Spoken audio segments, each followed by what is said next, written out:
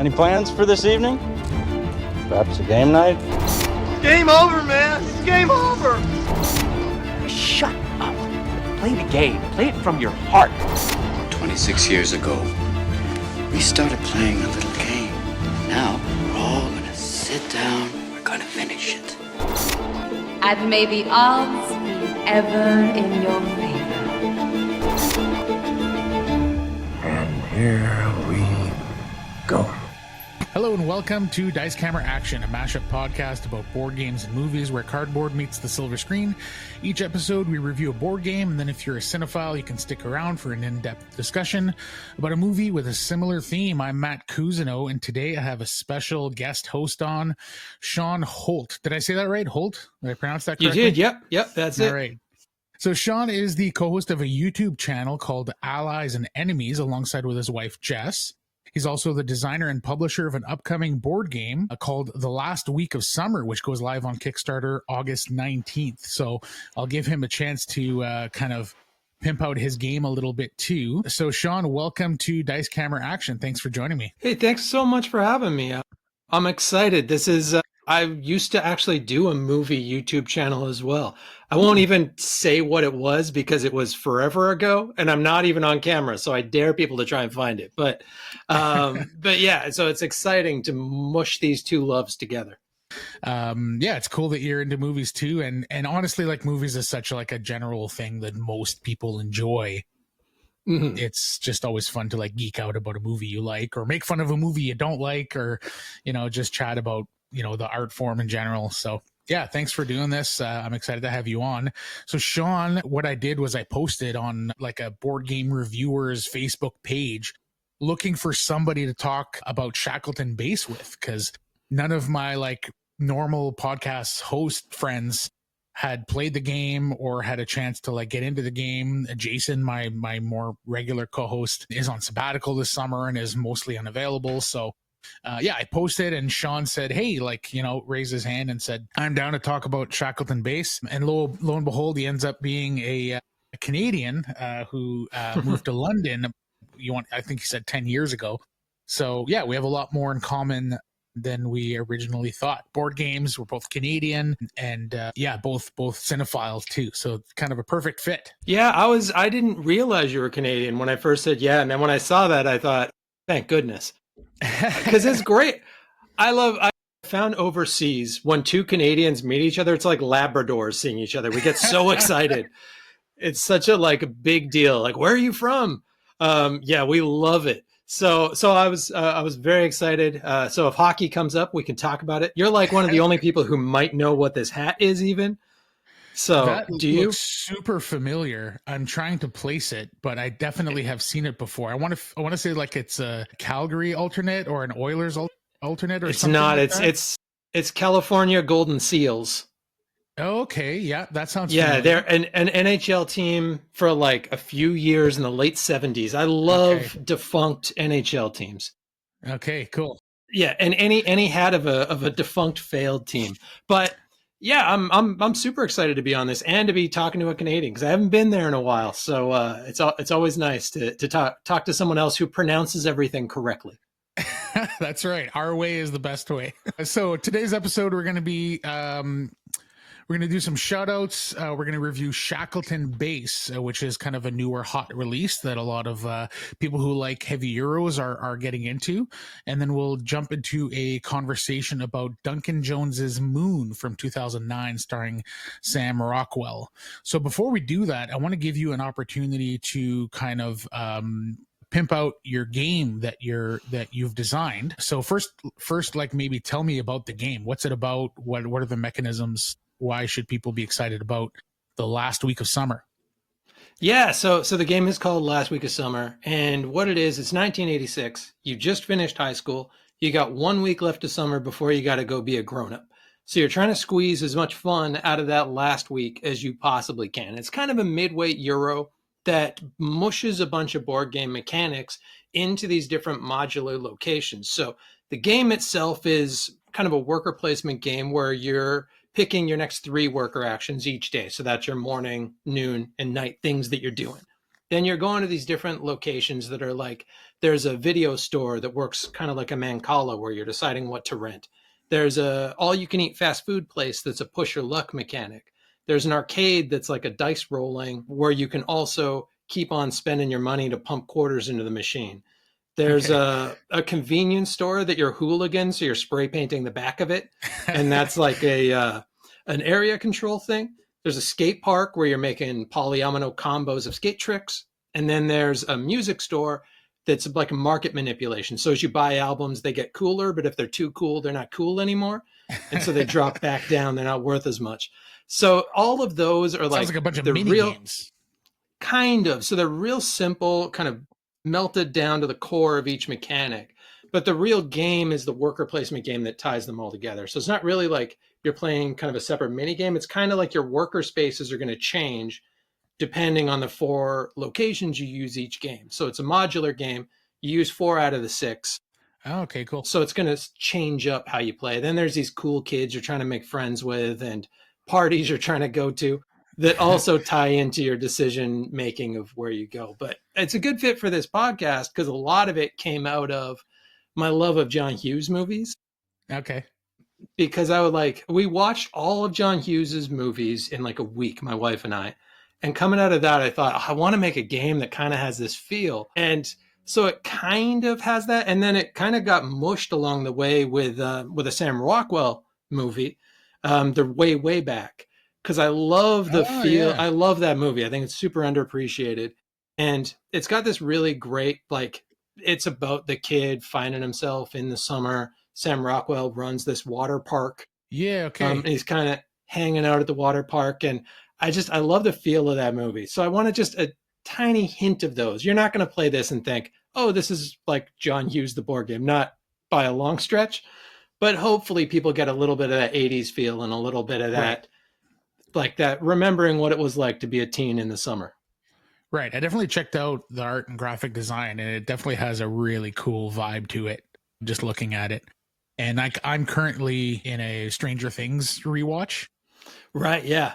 Yeah, so it all fits into this like 80s kind of vibe and feel. So that's cool. And I should say that is going to be launching August 19th. Yeah, that's what I was going to say. Cool. Well, I'll get you to send me the link so that people can, what's the word, follow the project, I guess? Yeah. So we got a follow page up right now. Yeah. So, and that's got most of the info we're going to have on the final page anyway. So you can check that out, and then it's going to go live. Fingers crossed. There's still, boy, is there a lot of work to do before. We thought we were so close just for setting up the page and all that under the hood stuff. So yeah, but August 19th is the goal. Yeah, wait till it funds. That's when the real work starts, and the less fun work of like trying to fulfill and jumping through all the hoops of getting the games to the people. It's a lot of work, having done it recently, but it's very rewarding as well, right? Like there's no better feeling than seeing a stranger on the internet playing your game and giving it a good review or talking about it or seeing it pop up on a random store shelf. You know, I recently saw it on the secondary market on Marketplace on Facebook. Somebody was selling it. And I'm like, oh, that's kind of weird. You know, mixed feelings there. You're selling my game, but at the same time, like the person was also selling like, I don't know, a Uwe Rosenberg game and also like whatever, right? Like other like, not other as in like I'm a great designer, but just like other games with great designers. So it's kind of cool to just see your game out there. So congratulations on getting this far. It's no small task, and it's pretty cool. Yeah, no, it's exciting. I've done book publishing in the past. I've worked in that field, so I've got a sense of what is coming up ahead of me. Okay, fair enough. So I've had a good taste of that in the past. So I do know what I'm getting into, but I know it's a full-time job. So we're excited though. We're excited to bring this to folks for real after, well, you know how it is, how long the lead up is that folks don't see. Yeah. And now folks actually get to play this thing that's been like a focus of my life for the past 3 years. So. For sure. Awesome. One quick announcement before we get into the meat of the episode, kind of a little bit of a kind of, I don't know if it's a rite of passage or a milestone, I guess is the word I'm looking for. for the podcast. So we officially have a sponsor. I managed to get Board Game Bliss as a sponsor. So Board Game Bliss is a online retailer. It's also a physical, like they actually have a brick and mortar store in Toronto. That I every time I go down to Toronto, I stop in at 401 Games and I stop in at Board Game Bliss. Got to do it. They're just like a couple of the big staples if you're a board game collector in Canada. Board Game Bliss has always been my favorite, though. The customer service is amazing. Their selection is insane, and they have warehouses, I think, both in Canada and the US, and then they sell into both Canada and the US with some really great pricing. So definitely check out boardgamebliss.com, and just wanted to shout out those guys and kind of just make the announcement that like we've taken a big step. We're now officially a professional podcast. Is that what it takes getting a sponsor? I think that's the big one, right? Yeah. Congrats on that. I've heard of the store too. I've never been there because I haven't been to Toronto in a long time. But if I've heard of it in London, there you go. There you go. Yeah. They're great there. Again, their customer service is amazing. Every time I've had any sort of issue, they respond immediately and they're super on the ball. So yeah. And so let's get into our regular stuff of the episode. So we will get into shout outs, and let's start with you, Shawn. What's a game? Where do you want to start? A game or a movie or a piece of media? What have you been taking in? Oh boy. Well, I got 3. I know you said 2, and then I listened to the last episode and the guy had 3, and I was like, I can get away with it. So I got a few things. So I want to start with sorry after though. Yeah. Sorry. Sorry. So the first one I want to talk about it because I just saw it last night or a couple nights ago. Naked Gun. Saw the new cool. Naked Gun, nice. And I had no intention of even watching it, honestly. Like I saw the poster and I thought this isn't going to be very good. And it had really good reviews. And I learned that Akiva Schaffer was the director from Lonely Island. Oh, okay. So we went and checked it out. Way exceeded my expectations. It feels like the old Naked Gun movies. It's like this. Okay. So if you hated those, bad news. But if you like those, it's very much that same kind of Zucker Brothers Airplane kind of like. It's very much that same kind of joke. And yeah, and it's like it's unbelievable how many jokes there are. It's almost like tiring. Like there's so much getting thrown at you. The movie's only 90 minutes long, which I love. Yeah. I love every movie. Like Follow the, I guess probably get exhausting after a while. Yeah. Well, I feel like every movie should follow that John Carpenter. I always think of it as the John Carpenter rule because every one of his movies, 90 minutes almost on the button. Mm-hmm. And he's one of the best. Yeah. It's really solid. Liam Neeson does a terrific job of, you can't really replace Leslie Nielsen, a Canadian classic, but he does a heck of a good job of kind of sliding into that role. He's very funny. Pam Anderson is actually, which another Canadian, so much Canada on this episode. Yeah, really, really solid movie. Very cool. I wouldn't say that I'm a fan of the originals. I'm sure I've seen at least the first one. I have a vague memory of having watched it and found it funny, but I was probably really young at the time. And I loved Spaceballs. I loved Hot Shots Part 2. I liked some of that genre. But as an adult, I'm not sure I've seen one. Like the Scary Movies, by that time I was like, probably in my late teens, and I was kind of found it a little too silly or whatever. And then since then, I'm not sure I've seen or enjoyed any like spoof, like goofball comedy movies like that, but maybe one worth going back and checking out. Yeah, I'm in the same boat. I vaguely remembered liking them as a kid. I don't even know if I saw all 3. So it was really just we were near the theater. We've got all you can watch passes. It's a thing they do here. Okay, cool. So you just get a thing. You can watch all the movies you want in a month. So we're like, what the heck? Let's go watch it. And yeah, turned out to be great. Sometimes it's great when you have no expectations. Yeah, for sure. Cool. So you talked about having watched all the John Hughes movies as kind of an inspiration for your game. I'm currently working on and have been thinking about designing a heist-themed board game for probably 4 or 5 years now. And I've put very little to paper yet because I've just had other projects on the go, but it's something that just has not left the back of my mind, this idea for a heist themed board game. So like hopefully that develops into something real in the coming years, but I just love heist movies. They're such a blast, and something about the format of like putting the team together and, you know, planning it all out and all of the details. And, you know, they always have the scene of like, this is going to be impossible. And they lay it out on the table and they show all the stuff that you're going to have to overcome to achieve this heist, you know? And you're thinking like, there's no way they pull it off. And then, you know, there's the third act is always such a blast. And the first two acts are always just setup, right? And you're learning everything you need to learn so that that third act can be like a blast, and you have all the information that you need to like grok all the complicated bits that are going on. And I just love that format. It's the reason I love Inception is one of my favorite all-time movies. Right.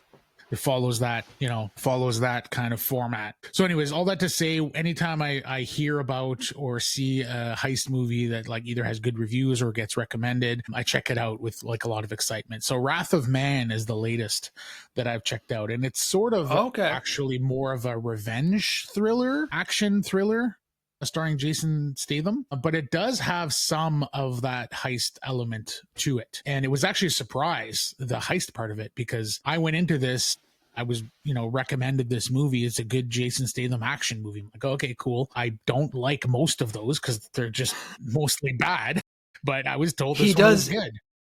Does he deliver something in this? Because boy, that guy, every movie, he's got a thing, he's got to deliver it, and people want to stop him.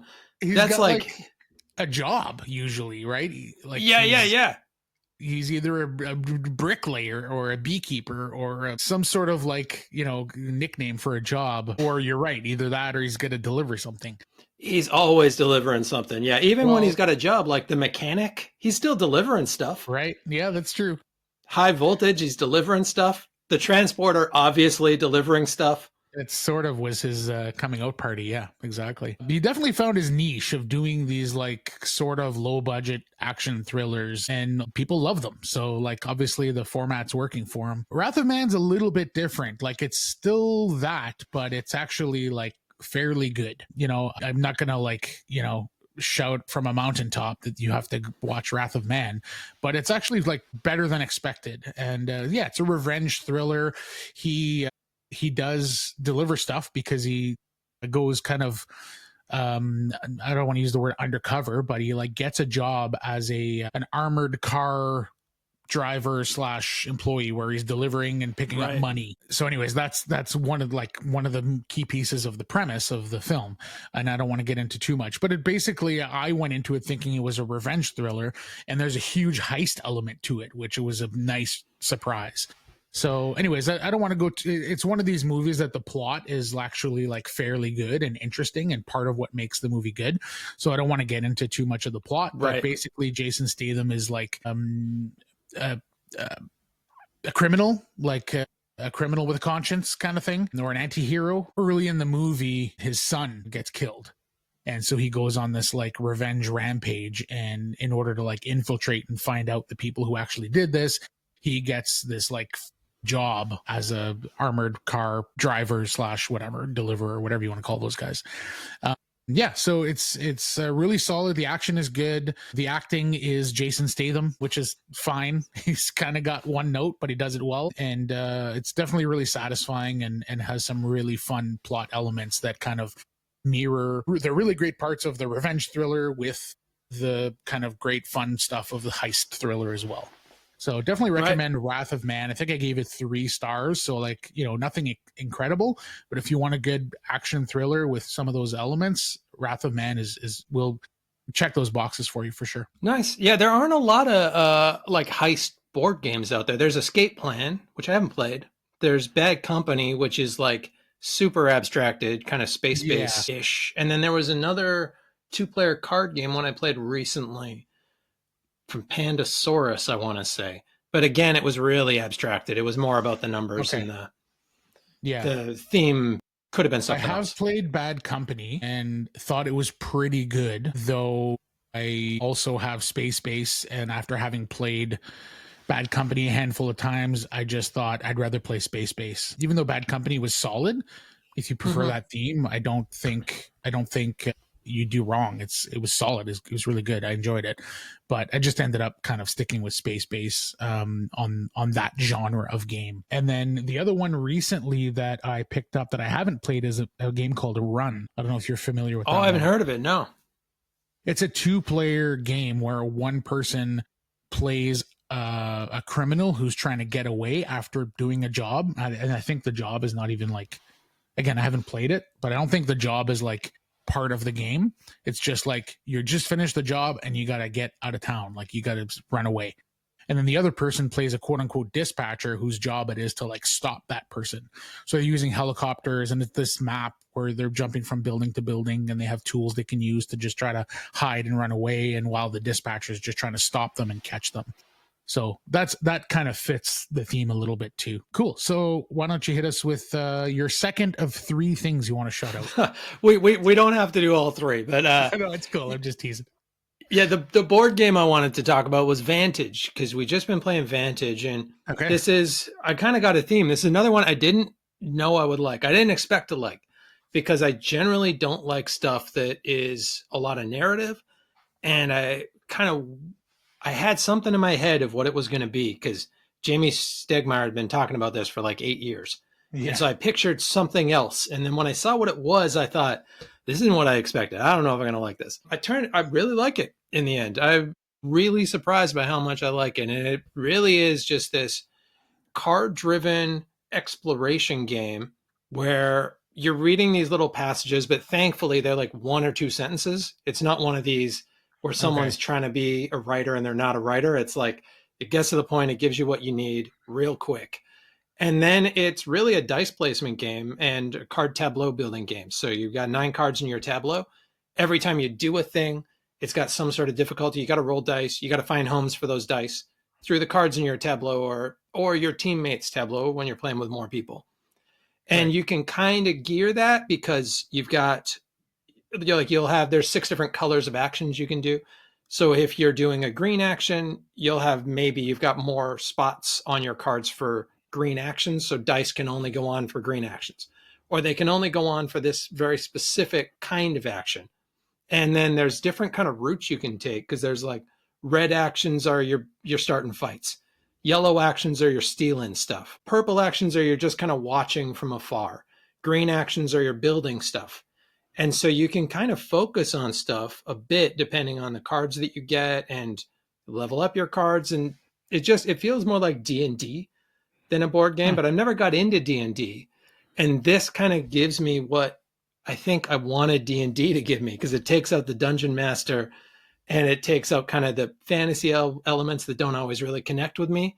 And it puts me in this universe that I'm really interested in. I talk to people too, and they're like, oh, have you seen this? Oh, have you seen this? And I'm like, no, I haven't seen anything like that. So there's a lot of stuff in there, like 2,000, 3,000 cards or some nonsense. And all of them really do something.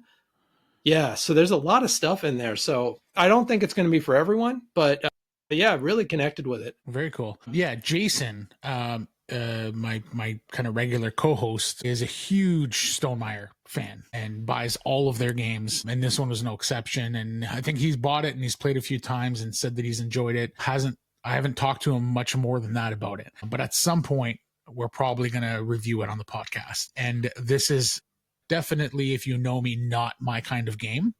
You know, the sandbox narrative driven campaign-y kind of game is usually not my jam, though. Like I'm gonna play at least one time to check it out with Jason probably, and so that we can talk about it on the pod as well, and we'll see. But it sounds like the way that you've described it sounds a little bit more interesting and a little bit more my jam than the typical kind of open world sandboxy kind of game. Game. Is it campaigny in the way that like at the end of my game I can like continue the same kind of story or whatever, or are you kind of starting from scratch each time? Kind of somewhere in the middle. So it's not really a campaign game, but there's this whole planet kind of to explore, and the planet is laid out. So there's really a grid, like there is a map for the planet, but you don't ever see the map because you're exploring the planet. So you can go back to places that you've previously seen. You can run into characters you've previously talked to. You can so kind of, because you kind of learn about this space, and it's a huge, huge space. Okay. So, but at the end of the game, you don't have like, this is my character and they've got this many blah, blah, blah points and these are their weapons. All that stuff goes away at the end of the game, and you restart again with someone else who crashes on this planet.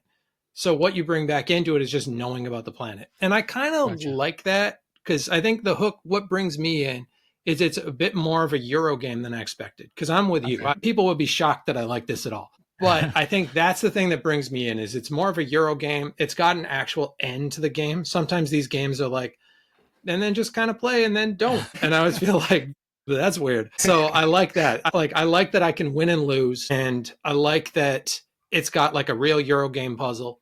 And I like that at the end, I just put stuff away. I start again. I do it different, but then maybe I'm like, one of our games, Jess didn't even care about our mission. She just wanted to find somewhere she saw last time, but didn't have a chance to interact with. So that's all we did, was hunt for this one card. And that was actually fun in itself too. Cool. And it's fully cooperative, correct? Yeah. Fully cooperative, but would work very well solo. Okay. Fully cooperative. And then you do at the end either win or lose that adventure. There's a win condition. Yeah.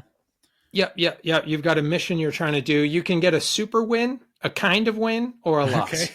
That's funny. Okay, cool. All right. Yeah. I'm definitely like interested to check it out, which is more than I can say about any other type of this kind of game. So that's a win for Stonemaier as far as I'm concerned. All right, the game I want to talk about is Lords of Waterdeep. I had a game night last night, and I had a couple of friends come over. We had 4 players, and first we play tested my current design that I'm working on called Fermi Paradox, which is a trick-taking game with resource management and contract fulfillment, all on the trick-taking cards. So I'm excited to eventually introduce that to the world, hopefully. Then we played, what did we play? We played Lords of Waterdeep after that, and then we finished the night off with a game of Tower Up. So Tower Up was, you guys heard about it on the last episode. Andrew kind of gave a little bit of a breakdown on that. We might end up reviewing that one. It's really interesting. It's sort of like a Ticket to Ride-esque game, but instead of trains, you're building towers. And it's way more interactive in terms of like trying to steal locations, lock down locations, race for objectives and stuff like that. So really enjoyed my first couple of plays of Tower Up. Yeah, super nice game. It's played it too, really quick, really interactive, has such a great table presence. I was really impressed by Tower Up too.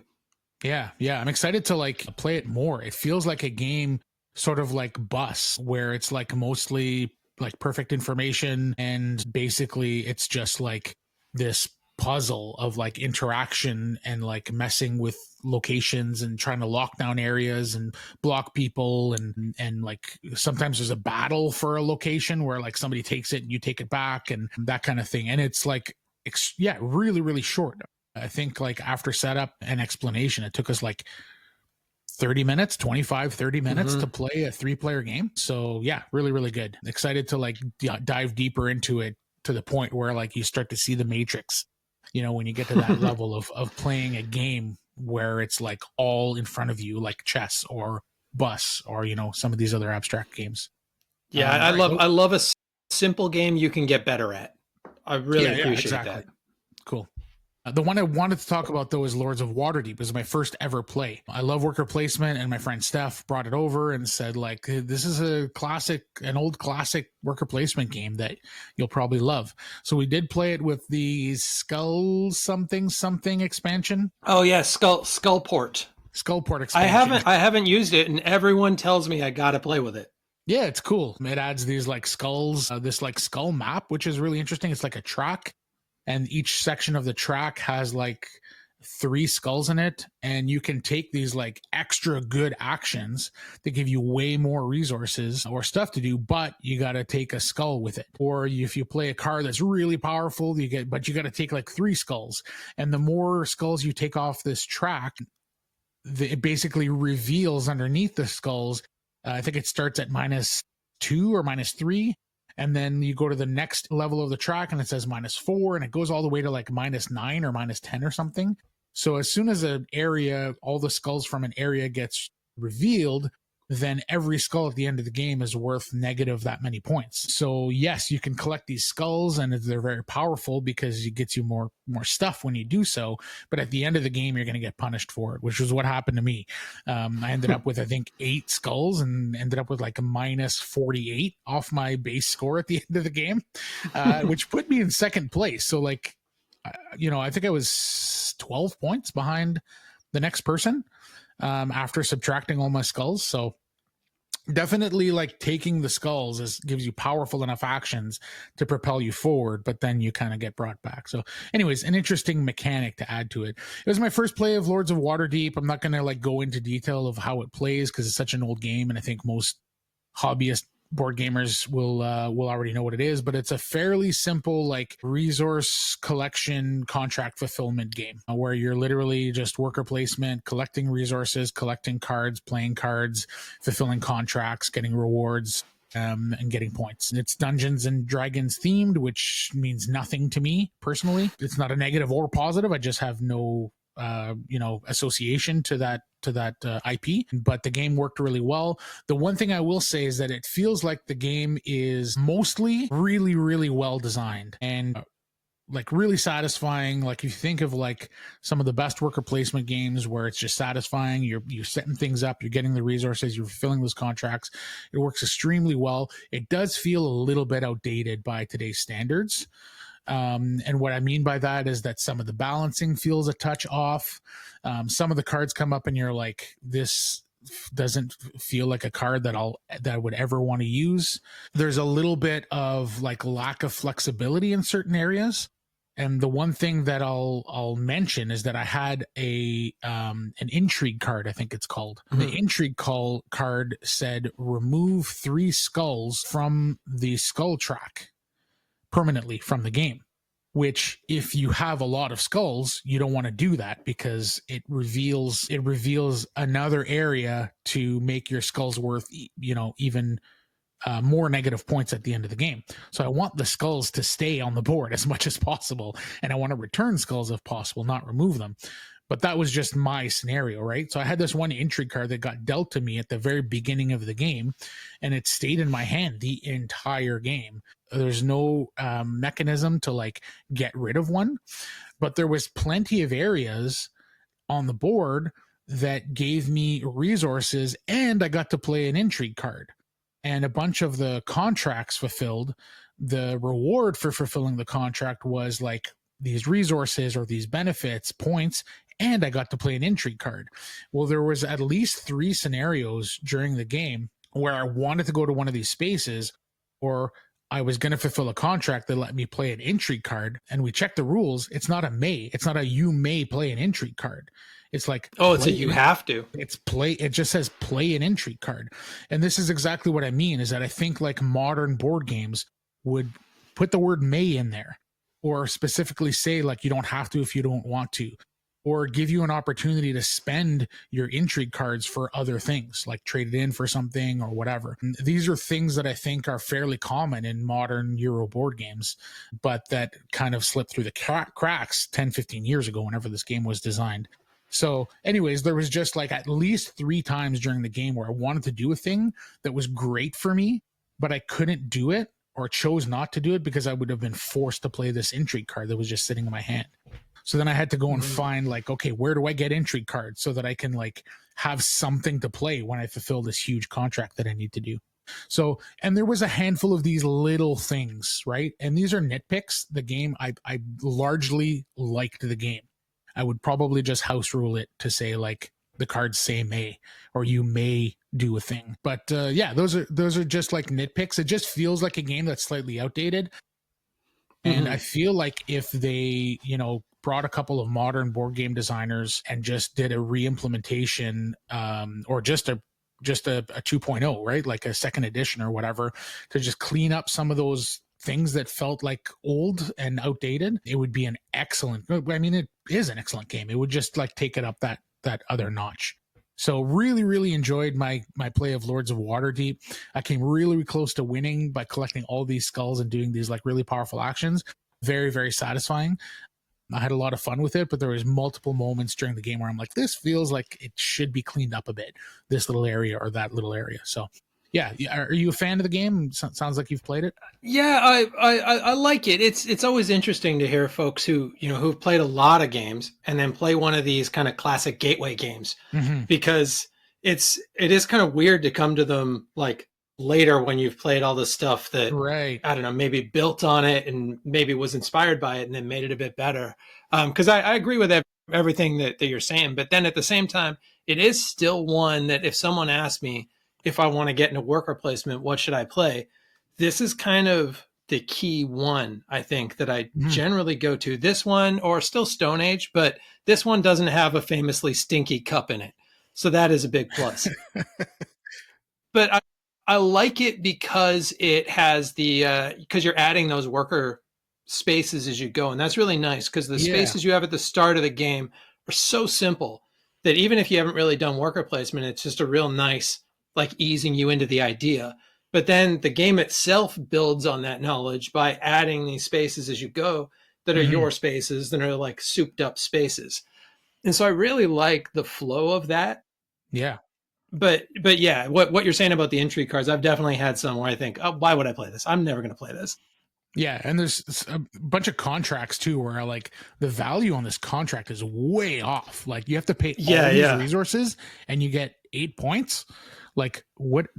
Like just the balance of some of the contracts, right? Like if this, my friend Steph brought the game over. If it were my game, I'd probably like comb through the cards and just like junk, you know, 10% of them, and probably house rule some of the little stuff that doesn't have the word may in it, which is just such a staple in modern board game design, right?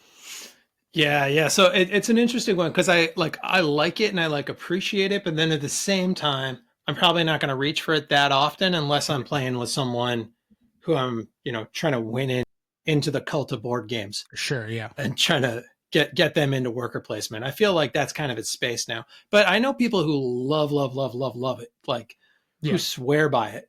So yeah, it definitely has a space. Yeah, I assume those are probably people who got into it earlier, right? Like I've now played, I don't know, 100 similar games that have a more modern design and don't have these holes. They're not huge holes. It's still a great game. I just want to reiterate that.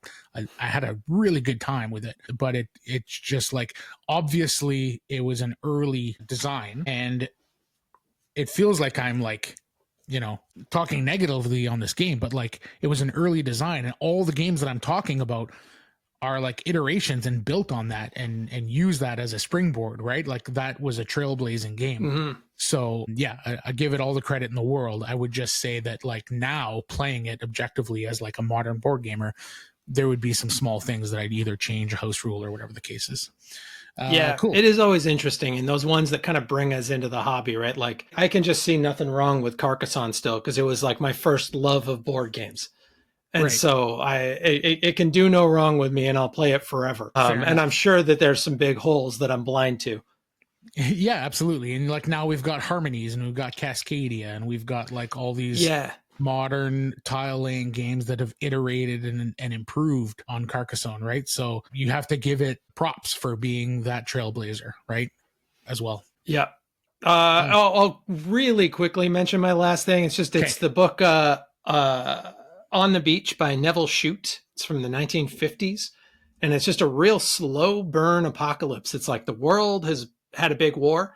It didn't affect Australia. So it's this dude in Australia. They know they're going to die in like 6 months. And it's just the cloud is slowly coming to them. And they're just kind of living their lives. And it's this really melancholy, just such a different take on apocalypse. And it's a book I remembered my grandpa mentioning when I was like 10. And I hadn't thought about it. And for some reason, about a month ago, it hopped in my head. Like it took me like 40 years to listen to pick up that bit of conversation.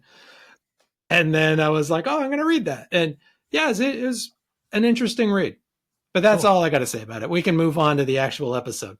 Reminds me a little bit of, you use the word melancholia. Melancholia.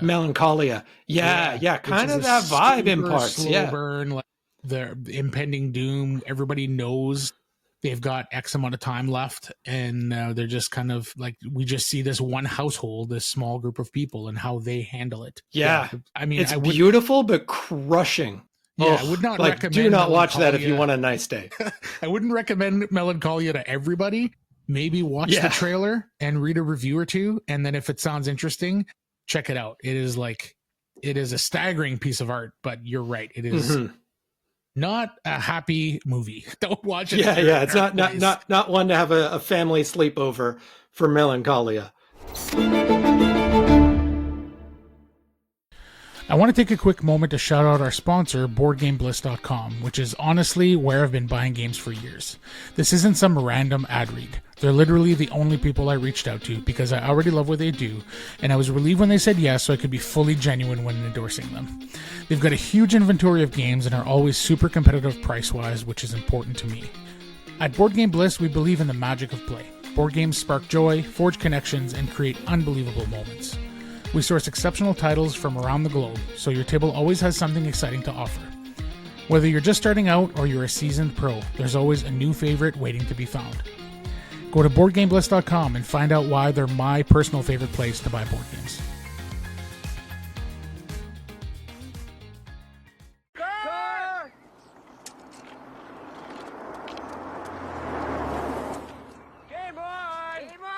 Before we get into our board game, I'm going to take a second to send a message back to Earth. Personal log from Shackleton Base. Still here, still miserable. The whole base is endless gray dust, bureaucratic puzzles, and corporate nonsense dressed up as science and progress. Every day, a bunch of shuttles show up and like 6 astronauts dressed in either red, blue, or yellow jumpsuits with no exceptions. They look like the lunar cast of some dystopian Power Rangers reboot. Anyways, I'm supposed to choose exactly the right mix of engineers, scientists, and techs, and then send them off and deploy them around the crater, scrape up resources, or build something. But of course, every building has to be completely different from the others in the sector, because consistency is apparently just for Earth. Then there's the issues with power. I keep building solar panels, but then someone else just swings by and uses them for their own projects. How the heck am I supposed to get anything done around here? One of these days, I'm going to hijack one of these shuttles and get the heck off this rock. Anyways, give the dog a hug for me and wish me luck with this asteroid that's supposed to be taking out half our base anytime. I might have just been able to stop it if someone let me use my own damn solar panel. So that's nice. I think you really captured it. Yeah, that's what Shackleton Base is all about. What are your final thoughts? All right, so Shackleton Base, published in 2024, designed by Fabio Lopiano and Nestor Mangoni. Hopefully I pronounced that okay. I feel like every time I say a board game designer's name, I follow it up by, hopefully I pronounced that okay. Art by, here's another one, David Sitbon, or Sibon maybe, if he's French. Plays 1 to 4 players in 60 to 120 minutes, has a weight on BGG of 3.78, and is currently an 8.0 on BGG as well. And I'm guessing he is French because this is published by Sorry, We Are French. Yeah, and I was actually just looking at that before we started recording, and it's actually a like French, like Parisian French publisher. So a funny name for the for the publisher for sure. Sorry, We Are French. They do a lot of space themed games. I'm actually a big fan of this publisher, and yeah, they do a lot of space themed games. But it's a terrific publisher name. Okay, yeah. I don't have off the top of my head any other of their games. Any I would know about or have heard about? They did Ganymede, which I think is a real underrated, super quick 25-minute game about moving folks from Earth to Ganymede. It's real quick card playing game. It's great. Really like it. Galileo Project, Varuna, and Demeter. These are all kind of set in the same world. Okay. I don't love Demeter's nice. It's just a little it's a weird game because it's set in space, but also you're finding dinosaurs, and it's a roll and write game. I don't understand how it's in space, but there's space dinosaurs that you are finding. I think they just wanted them all to be in the same space world. Okay, fair enough. All right, so let's go into a description of how the game plays, and feel free to like interject and add some stuff here. I'm going to try to give a high level overview of the game, but it is a fairly heavy Euro game, and we'll get more into the implications of that. But yeah, feel free to help me out here if you feel like I'm missing something. Right. So a funny story. The last time that this sort of situation came up, I was at Essen. Some folks were playing this next to us. We're playing Shackleton Base, and they had a question.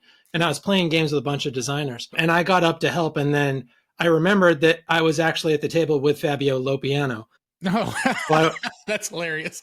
and I was like, "Oh yeah, I got this." And everyone's like, "You jackass!" Oh, that's a great story. Yeah, I know. So he Shackleton fielded the Base. questions. Let me help you out here. Yeah, if anyone here knows about Shackleton Base, it's me. Oh, that's great. All right. So Shackleton Base is a competitive Euro style worker placement game. At the beginning of the game, you're going to choose an agency leader tile. So it's a tiny, tiny bit asymmetrical. So you have like a power that you can do, and it's nothing crazy. It's not like nothing like root, where like people are doing drastically different things. It's just like you get a little bit of a power and you're good at one specific little thing. But it's not a big like game changing thing. From game to game, you'll have different leaders and it's going to feel almost exactly the same in terms of like the gameplay, in terms of what you can do. Where the game does change fairly significantly is in the 3 corporations that you're going to be choosing.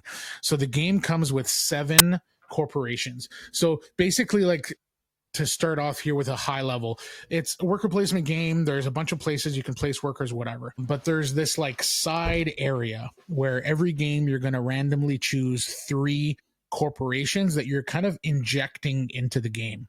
And each of these 7 different corporations you have access to do different things. So there's Skywatch, which is a situation where by the end of the game, if you don't fulfill a bunch of stuff, an asteroid's going to hit the moon and destroy an area, causing you to lose buildings, possibly lose points, etc. There's Space Robotics, where you can, like, I think, purchase robots and then spend them to gain stuff. There's Artemis They kind of Tours. Connect up. Yeah, they like connect up You with these connect little the powers you robot can to get. like modules, that give you Yeah. powers or abilities or stuff. I'm not going to get super deep into these. There's 7 of them, but there's like Artemis Tours, which has to do with tourism and adding like tourists to cards and to the board. There's Evergreen Farms, which lets you build farms instead of the regular like domes we're putting on the board, which like basically like fills the board and locks up areas. And there's Moon Mining Corporation, which is mostly just about resource management and spending those resources to gain points and things. And then there's Tamars, which is a kind of a separate board where you're going to first build modules on the board as you normally would, but then you can move those modules or those domes to Mars for points and resources and stuff. So again, I'm not going to get into all of these, but those are 7 different ones. And every game you're going to randomly choose 3. That's going to like infuse a little bit of like different style of play into each game. The one you missed was Selenium Research, but that is really another resource management. That one, and there's 2 of them that feel a little bit similar, and that one's a little bit similar to the Moon Mining one, but it's got a few. It's a little different though. Yeah, but yeah, it's more resource management and buying powers. Right. Yeah. So you have these like 3 corporations that you're going to add to the board. They each do their own separate little thing. And you can choose to engage with the 3 of them as much or as little as you want. Each of them will have like a, what's the word I'm looking for? Like your like a scoring, like a goal thing. Yeah. Achievements, I guess. So the first person there's to do 3 of these things gets X amount of points, and the first person to do, and then it varies based on player count and that sort of thing. But each of these will have like achievements that you can get at the end of your turn if you've like fulfilled what they're looking for. So, and you can only fulfill 1 on each. So if you're the first to do something, you get a bunch of points. If you're the second to do it, you get less points, etc. Right? So you can focus largely on 1, or you could focus a little bit on all 3, or however you like. But each of your 3 achievement tokens have to go on a different one. So if you really want to maximize your points, you're going to want to do at least a little bit on all 3. I don't know if you agree with that. Yeah, but it's also got the interesting thing where you kind of want to save up that token till you can score the like high scoring one, because those three Right. achievements kind of climb in points, That's where right. it's like, what, get 2 of this thing, get 4 of this thing, get 6 of this thing, maybe is one of them. And so you can do it quick when you get 2 of that thing and then get the higher points on that. Or maybe you want to wait till late game and try and get that high one, but then someone else could scoop it, or they could scoop the lower ones, and then you're kind of hooped because you're not going to reach that higher one in the end after all. So I think that's Right. kind of neat that you only have those 3 tokens. You can only use one aboard, but it's a little, not quite push your luck, but like a little element of that in there. Yep. Yeah. And it is nice to have that, because it adds again a little bit of that extra player interaction to a game that could have been, I mean, once we talk about the crater and how that works, you'll see there's a ton of player interaction, but this is just another spot in the game where they infused extra player interaction, because you're going to want to, if you're racing to do a thing, you keep an eye on how close the other players are to that thing. And then you can make a decision on whether or not you're going to wait or go for it based on that. So yeah, so that's just the corporations I wanted to talk about very quickly before we got into like the base game. And I'm saying that like the corporations are expansion. They're not. Every game you're going to choose 3, they're going to be there. So, but the game itself, that, you know, outside of the corporations, basically you start each round. There's 3 rounds. And you start each round by drafting shuttle tiles. So the shuttle tiles will come out, and you'll shuffle the level or the round 1 tiles, and you'll put 1 more than there are players out on the table. And then we'll go around the table drafting them. And then they're each numbered 1 to whatever, 6, I think it is, or 5 maybe. And whoever has the lowest tile will go first in turn order. So this actually determines the turn order. But the resources and workers on that tile are probably not going to be quite as good as the number 5 tile, let's say, which will have maybe better workers and more resources, but you're going to be last in turn order. So that's what determines the turn order and your starting resources for that round. These shuttle tiles also have a mix of the Power Rangers that were previously mentioned. So there are blue workers, red workers, and yellow workers. And the tile will have a mix of those 3 different colored workers. There'll be 6 on each tile. So then you go, and once you've drafted your tile, you go and collect those 6 workers and your resources, and then you have 6 workers to work with for that round. And it's a worker placement game, so we go around the table, each placing our worker. We place those 6 workers, and at the end of the round, we kind of have a cleanup phase, income phase, and then we kind of go again. So that's how the like shuttle tiles work. Anything else to mention on the shuttle tiles? No, just the workers you get are such an interesting bit, but I assume we're going to talk about the workers in the next chunk, but it is interesting when you're drafting those workers, and that really does make a bit of your focus. Absolutely. So there are 3 different colored workers, and you use them for different things depending on where you're going on the board. So speaking of the board, there are 3 main areas for worker placement. There's the main crater, there's the lunar gateway, and then there's the command action. So there's 3 places where you can place your workers. So the main crater is, exactly what it sounds like. It's the circular crater. And within this circular crater, there is this like hex grid. And each of these hex grid areas has spots to build your domes. I think that's what they're called, just domes or mod. I think they're just called domes. I think they keep it nice and simple. So on your player board, you start with 5 single domes, 3 double domes. So they're just 2 domes kind of stuck together side by each. There's 3 section domes. So there's 3 domes within 1 token. And then there's the big one, which is a 6 dome. So each of these hex areas on the board will accommodate 1, 1, 2, and 1, 3, or 1, 6. So you could take and every player has just access to one of these 6 domes, and you could take up a whole hex area. Otherwise, I just put my 1 there, but then you could put your 2 there, and somebody else can put their 3 there. Like 3 people can occupy 1 hex grid area. Hopefully, I'm going to obviously post some pictures along with this, but I highly recommend, as you're listening to this, maybe go and look at a Google image or a BGG image of the crater, at least for Shackleton Base. It'll give you a better idea of what we're talking about here. So the main crater has this huge grid area with hexes, and you're building domes on there.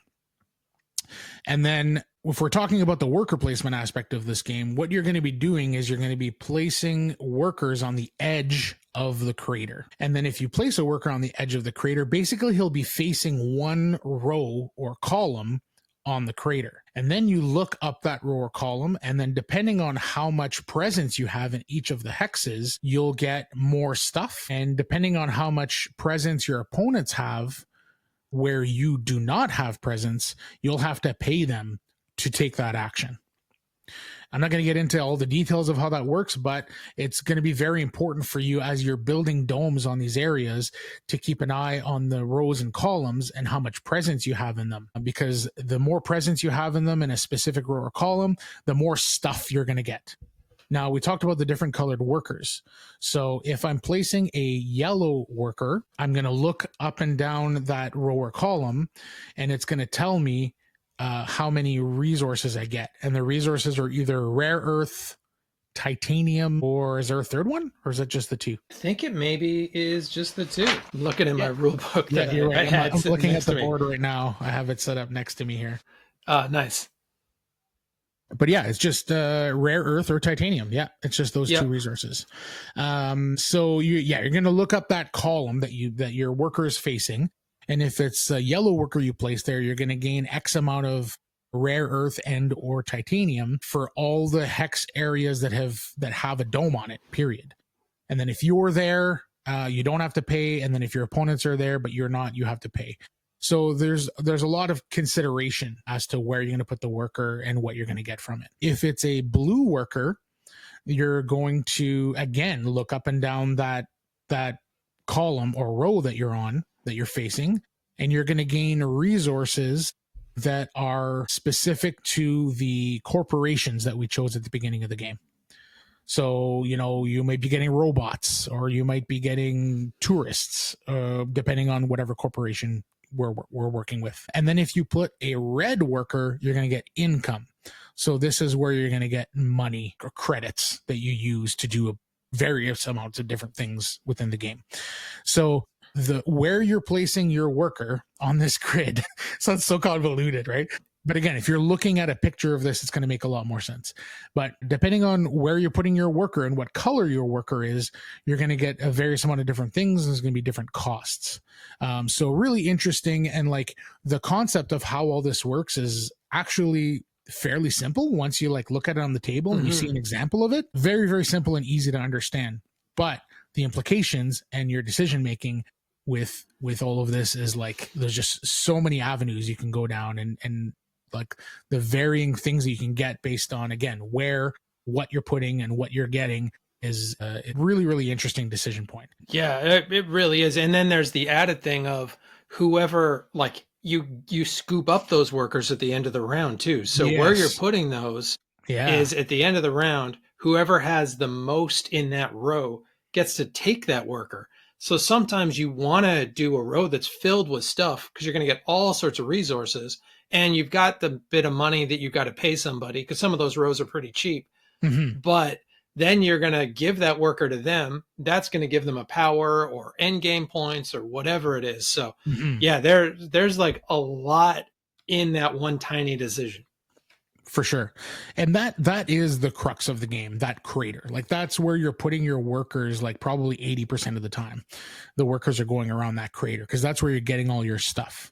Maybe not 80% of the time. It's probably less than that. But I think that's where the majority of the workers go. The secondary place that you're going to be placing your workers is what is it called? The command actions. So the command actions, there's 3 spots you can put them. There's one spot, and it's kind of like a line or a track. And if you put your worker on the first space of that track, it's free. So there's a yellow track, the red track, and the blue track. And the yellow track is your construction track. So if you put the first worker there, it's free and you get to construct a building, you pay its cost, and then you put your dome down on a spot on the board. The second person who wants to construct a building has to pay $1. $1, I think. Yeah. Then it's 2, 3, 4, and 5. So the further you get down that line, the more expensive it becomes on top of the cost to actually build the dome itself. And if you put a yellow worker on that yellow track, you get a bonus. You get a bonus of being able to pick up a resource that is tied to the corporations based on where you built your dome. The next track is the red track. Each of the corporations has cards laid out, like a card market of 2 cards, and you can basically, it's called fulfill a project or fund a project, and it'll let you basically purchase a card, and then that card will get you something specific for that corporation.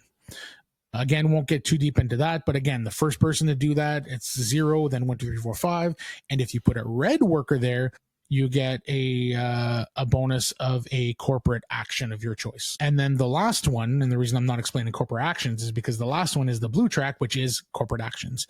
You get 3 corporate actions. And again, it's free, then 1, 2, 3, 4, 5. And if you put a blue worker there, you get a bonus. I don't even know what it is because it's covered up on this sheet. You take one of the folks from that satellite and you put them into your the lunar empty gateway. domes for your like end game scoring and your benefits and whatever. You put them on your player board.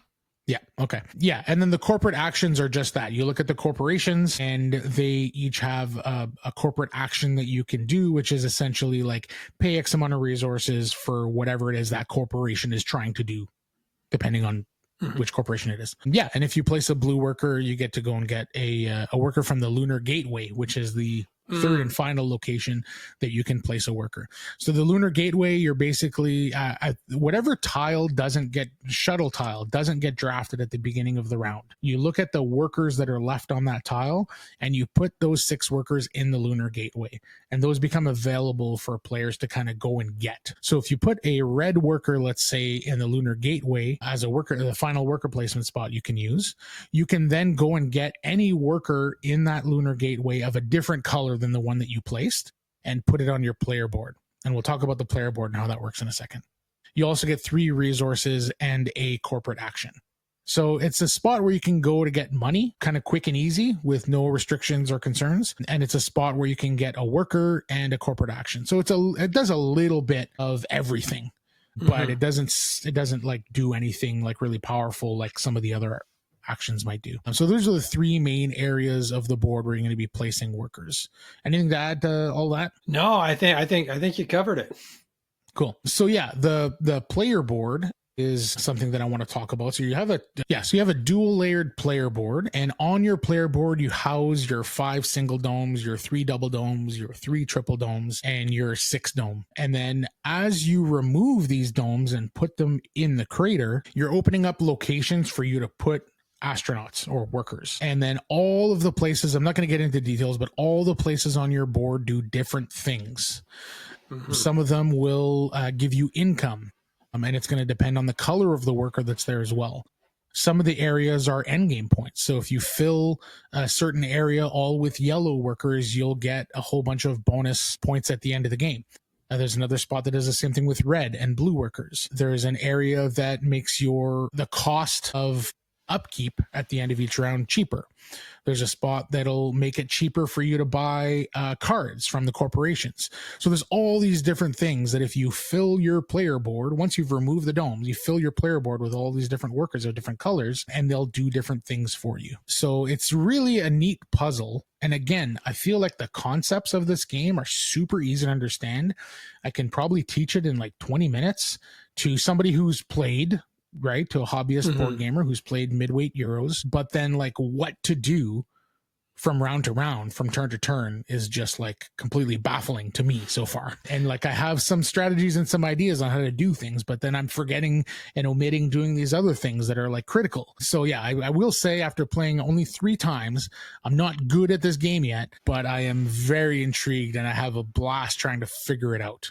And the one other thing that they didn't mention is the solar panels. And the solar panels are interesting because that's a shared resource. And so that's something where you can't build on one of the craters unless it is already powered up with a solar panel. But every time you go to that command center, you have the option of playing a solar panel. But you're not necessarily going to be the person who benefits from that solar panel. You might want to do it because it moves you up this track that gets you points or other stuff. But then you put a solar panel out somewhere, someone else can use that space or take that solar panel because you just put it in the middle of the board to show that that's now out. But you can't build it all unless someone makes those. So it's a little bit of like how the coal, not quite, but a little bit how the coal works in Brass Birmingham, or like that kind of idea of this shared resource that is kind of ebbing and flowing throughout the game. You might want to buy those solar panels too, because whenever you buy those cards, the cost of those is tied to like one of the two things. There's a money cost. Yeah. And then there's a prerequisite of that solar panel track has to be at least this high. So you might need to buy solar panels, even though you don't want to build, just so that you can buy a card. And then someone else comes and steals your solar panel to build something else. Which is a really interesting piece of interaction as well. That shared resource that's like kind of right at the center of the game. Yeah, for sure. I do like that thing too. And like, again, as you said, sometimes there's just prerequisites of power and we don't have enough power and I want to do a thing. So I go and buy a solar panel, but that I have no need for the solar panel right now. So it's really painful to do that and then watch somebody else use it. I might've just been able to stop it if someone let me use my own damn solar panel. But sometimes it's just necessary, and sometimes you're the person using that solar panel. So it's another kind of really interesting and genius kind of injection of player interaction where other games might not have it, right? So I really enjoyed that as well. Yeah, and they did a little bit of that in their first game, Autobahn, the first one that these two worked on together. And I don't think Autobahn is quite as elegant of a design as Shackleton Base. I think Shackleton Base kind of built on some of the things in that. It's an okay game, like it's worth playing. But I just think Shackleton Base, maybe they kind of took some of those ideas and kind of tweaked them a little bit further. But yeah, I think it's a really neat thing. But I have definitely had games that get a little frustrating where no one is building those solar panels, and I don't have the rare earth things that you need to build them. I don't know how to get those. And I'm like, please, somebody, anybody. Yeah, you can pick those up by using those yellow workers and then being able to take those resources, though. But it's interesting, too, that you were saying that you've mostly found that you're using the crater board most of the time. Because I think I've primarily played this at 2 players. Okay. And I think that probably changes things a bit. Yeah, but maybe. We probably 80% of our actions are on that command center. Interesting. And then that middle board is really just, oh crap, I'm out of stuff. I need to go get some stuff. But the command center is really where we find head to head. And I do wonder, because I played this once at 4, I think, and once at 3. And I think those craters got used more at more players because that cost goes up for the workers in the command center. Right. It goes up at a different rate, I think, at more players because there's an overlay board that changes the cost a bit. Right. Yeah, but I do think you can go down different paths where you're doing the command center more, or you're doing the corporations more, or you're doing the crater more. You're going to do all of them a little, but I do think that there are paths available. Yeah, I've only played this at 3 and 4. Have not tried it at 2 yet. So yeah, that might be where we're seeing this a little bit differently. I think you're right though. Now that I really think about it, even at 3 and 4 players, there's probably close to as much action on the kind of command board as there is in the crater. I think just most of the focus is on the crater, right? So maybe that's where I made that mistake in saying that, because again, you're focusing so much on what's going on in the crater that's probably where my focus is. So I think you're probably right. Now that I think about like, the end of a round and how many workers are on the command board, there's lots. There's like plenty, and probably close to as many as there are on the crater. But the crater's 90% of your visual real estate, and that's right. And you're building a lot of stuff on there, and you're definitely, Super I get what you're saying. that. Like you're definitely looking at that and seeing who has got the majorities. And that's right. Yeah. So getting into that, then there's the maintenance phase, and this is where things get really interesting. And I think this is where, like, for me, the crux of what takes this from like a pretty good game to an excellent game is the kind of area control or area majority, I should say, not area control, but area majority that's going on Shackleton Base or on the on the crater itself. So basically, the first thing we do is retrieve astronauts from the crater and place it on our player boards. So being able to like fill your player board with workers is going to be huge, partially for end round bonuses, but primarily I want to say for end game bonuses and points. So what happens is you're going to look at each, we talked about the rows and columns. You're going to look at each row and column, and you're going to basically look at who has the majority of domes there. So if green has 6 domes and purple has 5 domes, green will get the workers at each end of that column. And so then they'll take those workers regardless of their color and they'll put them on their player board. And that is huge for, again, for end round bonuses, for income, but also for end game scoring. If there's a tie, you're going to look at the closest hex to that worker that we're resolving, and whoever has the most and the closest one gets it. And I don't think there can be a tie. Oh, I suppose if you have there can't be, because there's the 3 different right. sizes on each one. That's yeah, right, you can only yeah. have one size, 1 2, 1 3, or 1 6. Yeah, and you can't have more than one dome or one type of dome or one color dome in the same hex tile. So I can't place my 2 and my 3 or my 1 and my 2 in the same area. So whichever closest hex to that worker, whoever has the majority in that hex gets the worker. Regardless of all the minutia here, the point is whoever has the majority in a row or column gets the workers, gets to put it on the player board. So when you're placing your workers and when you're building your domes, you're taking all of that, and you're trying to take all of that into consideration if you're good at the game. If you're me, you're not thinking about that. You're just thinking about the resources you need in that moment. And then you're like, man, I'm getting 0 workers at the end of the round. Yeah, which is really painful. I've definitely done that. So yeah, as you play the game more and more, you'll realize that the placement of your domes and where you put your workers have way more implications than just the resources and the things you're getting when you place them, which is lovely. So you go around the crater and one by one you resolve the workers. This one goes to you, this one goes to you, this one goes to me, that one goes to you. And then at the end of the round, you're going to place them wherever you want to on your board, because then you're going to collect income based on where the astronauts are on your board and what color they are.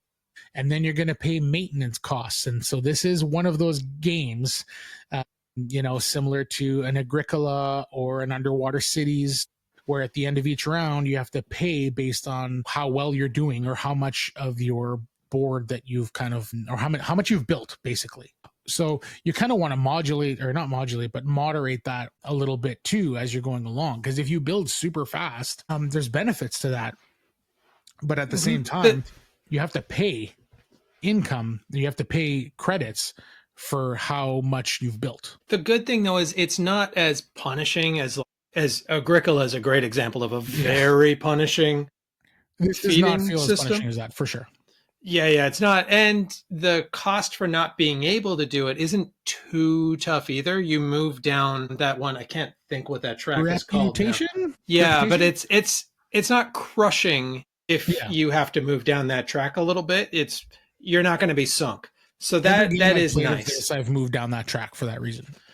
Yeah, I've always had at least one. Yeah, and you're not going to lose because that happened, and it's not too hard to pay that, but it is nice because it works as a little bit of a pulling the leader back mechanism.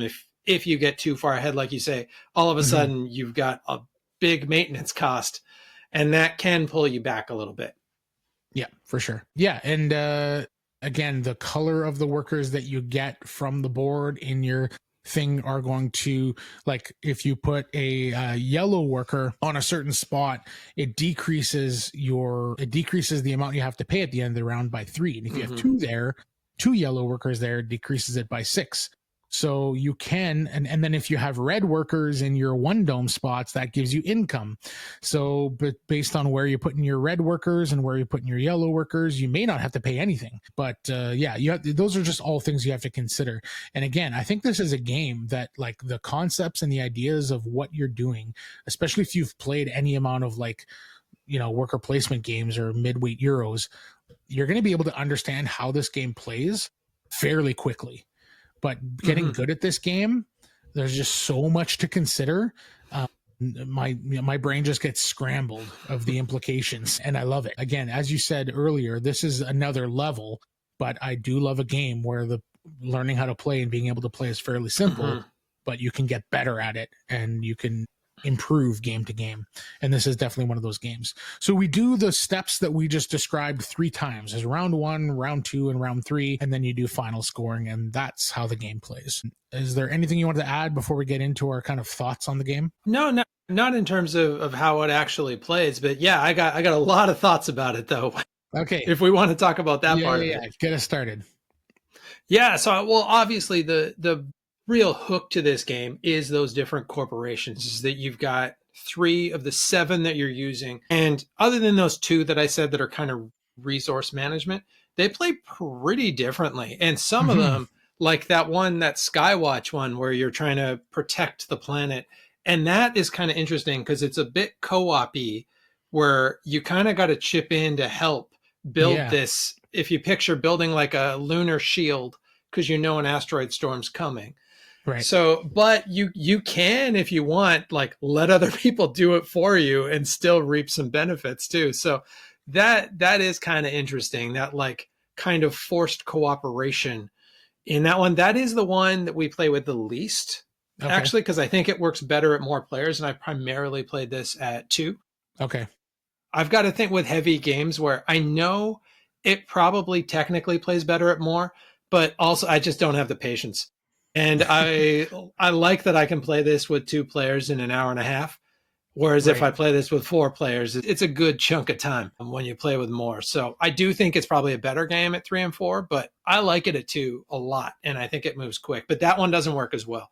But I do really like how different it feels with those different ones. And there's kind of a different difficulty level too. Like I think To Mars and that Skywatch are a little bit more difficult to really use effectively. Whereas like the moon mining and the selenium research. Yeah. Those are just kind of giving you stuff. Those are pretty easy. Like I got some stuff, now I'm getting stuff. And whereas some of the other ones are more of a long-term investment. So you can have real different play styles game to game. Yeah, I think you're right. For me, if I had to shout out one thing that like made this game special, I'd probably be kind of sort of a tie between the like way that the area majority and the retrieving workers works on the crater. I think is amazing and such a fun puzzle to try to work out as you're playing, and very rewarding if you like plan it properly and execute properly. It's like, oh man, that worked out just the way that I thought. You get those feels, right? Like when a game can do that for you, like amazing. So there's that. And then there's the modular, like 3 corporations that you kind of can cycle in and out from the game to game. I just love those 2 things. You mentioned the game length, even at 3 and 4 players.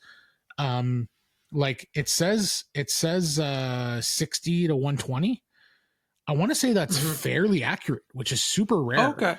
You know, and so obviously the first time that we play this, because there's so many implications of where you put your worker, and that like the decision making sometimes can drag on a little bit.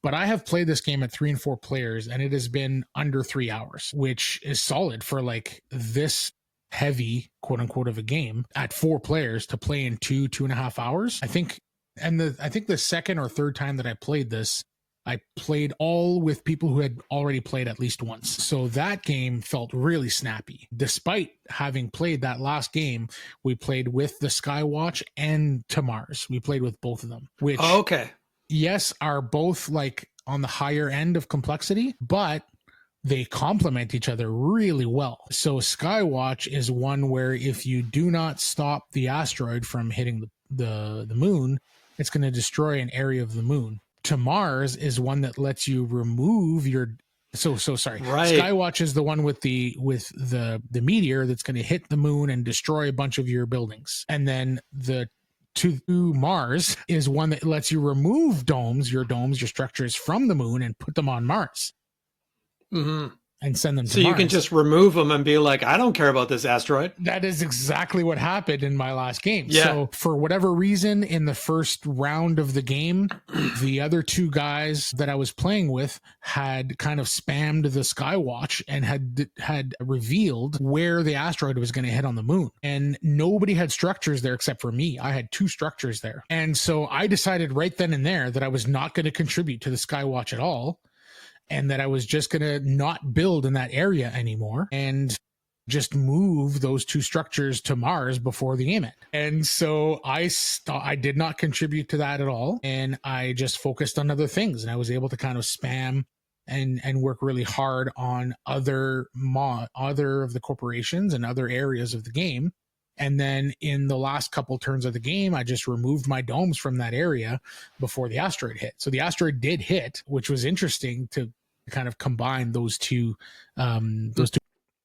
And the other interesting thing too with the corporations is that they all have their own little like 12 card deck or whatever it is. Mm-hmm. And often that deck specifically with that corporation, but sometimes it also just like affects the larger game too. And so that also, because those cards are super powerful and you don't get that many in a game, you get 4, maybe 5 cards in a game, but every one you get like really pushes you. And so it is neat that you're using completely different 30 or 36 cards or whatever it is each game out of the possible, I don't know, I don't want to do the math, 92, something like that, cards, 94 maybe cards that are available to you.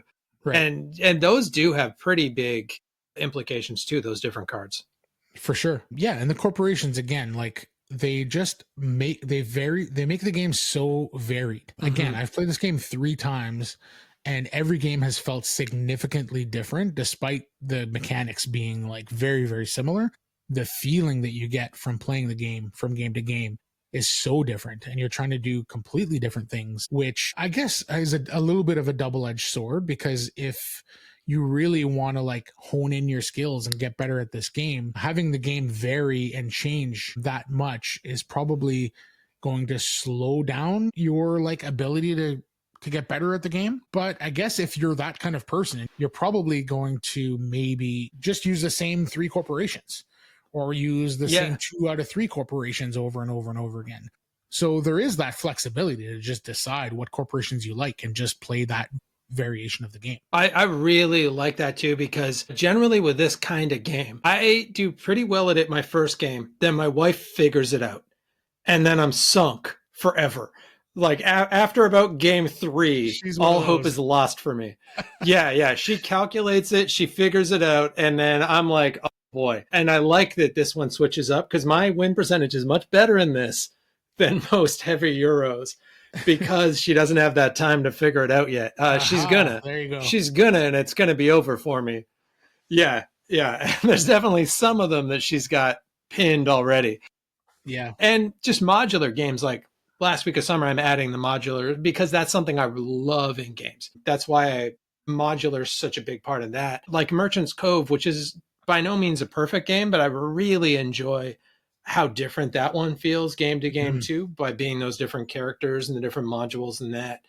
And Right. I can't think of a lot of games at this weight that have this level of modularity.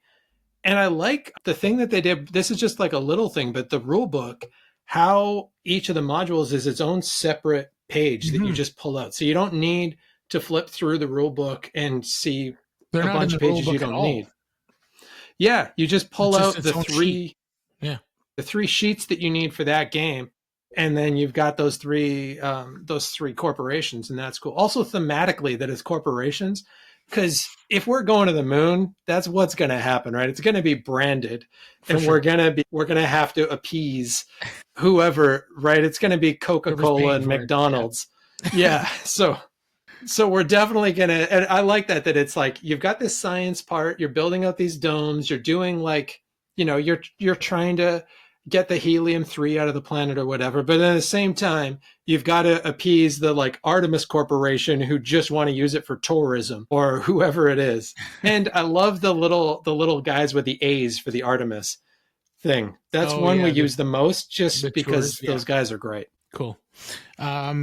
Yeah, the different corporations are really cool. We played with the farming one. So now that you folks understand a little bit more about how the base works, or the crater works, and like the majorities and all that, these farms are like neutral domes that you're putting down instead of putting down our own domes. So if I have the majority in a line, I can put a farm down to block a whole area to make sure that nobody else can ever can kind of take the majority back. And obviously the farms have their own thing and they do their own things as well. You get bonuses for building them, etc. But like you can also use them strategically to like block or fill areas to make sure that you keep that majority and nobody else can build there. So that's just one example of one of the corporations and how they affect the main board and how they affect your gameplay. It's really, really, really cool stuff. And I think this game is ripe for expansions too. It's just like, perfect. Yeah, they could just do an expansion with 3 new corporations and that's all it is. And for me, that's like, I would buy that for sure. Yeah. And I like the kind of the old school artwork too. Like it's got this kind of Buck Rogers-esque kind of feel to it where it's like what they thought the future was like in the 90s. Like that's kind of the logos and stuff. Yeah, like a retro. So I like that vibe. Yeah. Yeah. I have heard people complain about the board and how it kind of is plain and boring and it's just gray. It's like right. That is the moon though. It is the moon. Like you can't, yeah. But I will say that like if you spiced it up and made it colorful or gave it a bunch of pizzazz, there's once you start to build up on the moon and you start to put all these domes on there, it gets busy, right? There's like, 2, 3, or 4 different colored domes all over the crater. There's 3 different colored workers surrounding the crater as you put them out. I think it would just get too busy and a little bit too difficult to read what's going on.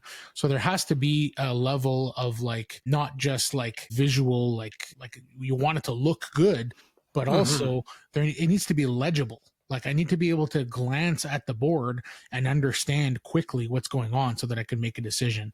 So I know when we were designing our game, Kyperium, originally we had made the board super vibrant, full of colors, and it was gorgeous when you put the board down and it was empty. But as soon as you started playing stuff and playing cards on the board, it was getting hard to decipher what was what because there was just too much going on visually on the board. So I think there's a level of practicality that was this practicality was like the main part of the decision, I think, of keeping it fairly plain. And it is also just the moon is gray. You will see with last week of summer, I definitely went the other way with this. It is every color as bright as they can be. It's very 80s, but yeah, like I feel like anyone complaining that the moon is too gray, that's kind of a weird. It's like if you visited and you were just like boring, not for me. It's so empty here. Where's the stuff? It just is the moon, but there is a lot of information needed on that board, and just being able to see those rows, that already is like that could very well have been really tricky. And thankfully it isn't as tricky as one would expect it to be, because there's a lot. There's like 30 different spaces around there of the like these interconnected rows. So that could have got hectic real quick. So I think they made the right call. Just make the moon nice and gray. Yeah. In terms of nitpicks, I don't have a lot to say. I think the rule book is not great. It's not terrible, but it clearly feels like a bit of a translation. There was a couple of like grammar errors, and some of the sentence structure as I'm like reading through is really difficult to kind of like understand. So I think clearly it was just like not a great translation job, though like I was able to read the book and play the game. So like it hits the bare minimum standards. It's just there's a little bit of room for improvement there. I don't know if you agree with that or not, but yeah, I had a little bit of a struggle with certain areas of the rule book. Yeah, that is something I found a little bit generally with French games too. And I think you're exactly right. The rule books originally written in French, translated into English, and occasionally just because French is it's kind of set up differently than English. Obviously, I don't know if people are aware, but I'm basically explaining to people that French and English are different languages. But well done. Thank you. Yeah. So if you weren't aware, but yeah, so sometimes how the sentence structure is, it's English words in a French sentence structure. On occasion, same as you though, like I didn't have a big problem understanding the book. I think I occasionally just went, that was a weird sentence. Cool. Did you have any nitpicks with the game in general other than like the rulebook stuff? I think the one little thing, and it's more specific to some games, is we had sometimes when that shared resource battery felt really hard to get. And that is a little bit corporation dependent, where some of those corporations are giving you more rare earths or encouraging you to buy batteries a little bit more, and some aren't. It's a tough one, but yeah, there's definitely been some games where, especially at 2 players, where we felt like it is really hard to move that battery, and we felt like maybe we were doing more resource gathering than we would want to. But that's like 1 in 5 or 6 games, and only at 2 players. So very, very small nitpick and very situational. But on occasion, we did, it felt a little bit punishing with that shared resource if people aren't taking part in buying those shields or solar panels. Right. For myself, I didn't find any like major design flaws in the game, but I will say I feel like this game isn't for everybody. It is definitely not for you if you're like AP prone. So if you're somebody who like looks at a board and is trying to math out every different possible iteration of what you could do to find the perfect move for that moment, you're going to spend way too much time with this game on your turn. So if you're super AP prone, I would say this maybe isn't the game for you. It's a game where, again, I found the rules, even with the different corporations and introducing them, even with that, I found the rules of this game to be fairly easy to grok and to explain, but the implications of like what I'm doing, and like I do a thing to get a resource, but oh yeah, that's going to matter later when we're counting the majorities, and that's going to matter later when we decide who gets the worker, and that's going to matter later for this reason and that reason. So there's like so many more implications than the immediate thing you're trying to do with that worker, especially when you're playing on that crater, that like the AP is going to be an issue. And if you don't like to try to consider all these things and you want a more straightforward game, it might not be for you. So I think it's more of a situation where like, is this the kind of game for you, right? Like listen to the reviews, read reviews, and decide that is this. The other factor is that like this is very, very high on player interaction for a Euro game. So like the situation where like I'm planning to do this, but then somebody else drops a dome and now they have the majority, and it takes away your workers, and it messes with your plan. If you don't like your stuff messed with, and nobody's directly messing with your stuff, taking stuff from you or breaking what you've built, but you are definitely competing for areas, and area majority is a big factor in this game. So for me, those are the 2 main areas where like, buyer beware. Mm-hmm. Yeah, I do think like you said before though, one of the kind of strengths is the interaction too. Like it's nice that there's a lot of interaction, but it's not mean, because exactly at times it can feel a little mean when people steal that worker that you put down and they plump a building right next to it and they take over that majority.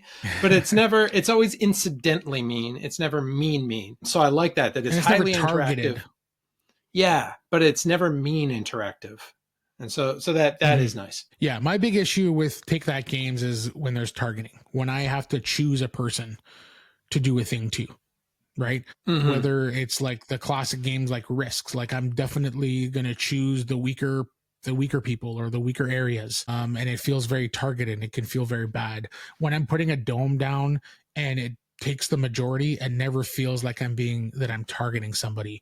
Or when somebody takes an area and gains the majority, I never feel like I'm being targeted. And I think that's one of the big issues with Take That games, is that when somebody's feeling targeted specifically. So I think that's one of the big factors for me when it comes to player interaction. And this game kind of skirts that line perfectly. I love a game with a ton of player interaction where everything my opponent is doing is going to matter to me, but I don't feel like they're stomping all over everything that I've built and worked towards. Yeah. What they do doesn't wreck what you do. It makes your life a little harder, but it doesn't ruin anything. Yeah, for me, that's just great board gaming, right? Where I'm like sitting at a table and what my opponents are doing matters to me. I think that's important. So yeah, I think this game does that extremely well based on how they set up the crater and the workers and all of that. And another thing I love is the different colored workers. So right from the first thing you do in the round, drafting your shuttle, and the workers that come on that shuttle, I have to like sort of plan a little bit to be like, this round, I'm desperate for this type of resource. So I need that specific kind of worker. I'm going to make sure that whatever tile I draft has 2 or 3 maybe of that type of worker while not ignoring the other areas of the game, right? So it's like, again, it's the AP thing. So if you have a struggle with that, for me, I usually just go by gut feel. It feels like I need more of this round, so I'm going to go towards these things. I'm not mathing it out. I'm just going with my gut feeling. And that, sometimes steers me wrong, sometimes right. But for me, that's part of the fun of board gaming. Yeah, I'd way rather play a game faster and lose than take all day and win. Yeah, for sure. And every once in a while, I fall into that trap. I'm guilty of it, for sure, where it's like, I just don't know what to do because this option is good, that option is good, and that option is good. And I don't know which one I should be doing. Right. So, and I think this game is full of those types of decision. I think rarely in this game, you're like, nothing feels good. I don't know what to do because if I do this, it's not great. If I do that, it's not great. Most of the time, I'm like, which of these 3 amazing things do I want to do? So it has really a lot of those satisfying turns where I do a thing and I'm like, bam, suck on that, and it just feels great. Yeah. And I believe that is actually what it's like. That was originally the subtitle, Shackleton Base, suck on that. I think you're right. Yeah. Yeah. And then they switched it to Journey to the Moon. I don't know why. Which honestly, I think is wrong. Where's the journey? There's no journey. We're on the moon. That is true. Yeah, it should be called Shackleton Base. We're already on the moon. We're already on the moon. Get on it. Okay. Anything else to add in terms of either nitpicks or favorite things about the game? No, not really. Yeah, I'm ready to go to the scores, which I got a feeling are super low from what we've been saying. Definitely. Yeah. So I guess I'll start us off. I think this is a great game. I've only played it 3 times. I wanted to squeeze in one more game before this review. So hopefully I played it enough and was able to explain things enough after only 3 games of my feelings about it. I have a feeling my score might rise a little bit even, but right now I have it as a 9. I'm going to play this anytime. I'm going to recommend it anytime. It's going to be a little bit group dependent, because of the level of player interaction and the amount of possible AP and the time factor, right? I feel like for a game with this complexity and the amount of moving parts, I feel like the game zips by really quickly. I think every time I've played this, we finished the second round. I'm like, okay, this is the last round. And everybody at the table's gone like, what, really? We've already done 2/3 of the game. Mm-hmm. So it feels like it zips by really quickly, but it's still going to take, if you're playing 4 players, it's going to take north of 2 hours, probably closer to 3 hours, depending on AP and, whether or not the people have played before. So, the time factor is a thing, but if you're looking for this kind of game, you're ready for that anyways. The AP thing is a thing. And the high level of player interaction. So depending on those 3 things and depending on the group and how they feel about those 3 things, for me, there's very little negative about this game. It's more about whether or not it's for you and for your group. I have it as a 9. Mm-hmm. How about you? Great. Yeah, and I never give scores on my videos, so that this is weird for me. So I'm going to really loosely ballpark it here. Sure. So I'm going to give it an 8.63. I like it. Is my ballpark approximate. But yeah, I agree with everything that you said. And I think the big thing that this brings is I think this would be a really solid game, even if you just had 3 of these corporations and that was the game every single time. But that modularity and how much replayability that brings to this game and how completely different it feels if you're playing with the evergreen one with the plants, or if you're playing with that Skywatch one, or if you're playing with a bunch of the resource management ones. It feels so different that I really like that. And that really brings me back to it because I played this 7-8 times now. And for folks like us who have too many games, who have like a game problem, 7 or 8 times is a lot of plays for a game like this. So so it's definitely brought me back and back. So I think, right now I'm probably at an 8.63. I could see this getting up to an 8.67. Pretty easy though. Nice. I like it. Yeah, I think you hit the nail on the head too with the mods, the corporations. The modularity of this game really propels this game for me. And it was especially evident on that last play. The first 2 plays we played with the corporations they recommend for the first 2 plays. Yeah. And then on the third play, I just said like, hey, I want to try these like complex ones. And we were playing with a group there was 3 of us, and had all played once before. So we brought out the Tamar's one and the Skywatch, and I think it was robotics was the third one. So I think maybe the 3 more complex, like the 3 most complex ones of the 7. And the story that came out of a Euro game, like a resource management worker placement Euro game, like I told it a little bit a while ago, but the fact that like we found out that the asteroid was going to hit a certain spot and it wasn't going to affect anybody but me, so they stopped working on it and just didn't build there. And for that reason, I focused on like other things and then made sure to move my mods out of there before the asteroid hit. Like there was a story to what went down, and depending on whether you're using farms or you're using robots, or like there's going to be a bit of a narrative that kind of evolves out of the game. And I thought that was brilliant. And that's what really kind of like made me zoom into this game and be like, this is pretty special. This is pretty cool. Yeah. That it is kind of functionally kind of a dry Euro, but you're right. You do within that, because it does a good job of tying into the theme as well. Like everything feels thematic. And so it is nice when there's those emergent narratives that aren't kind of forced into the game, but just happen. For sure. Cool. So that was our review of Shackleton Base.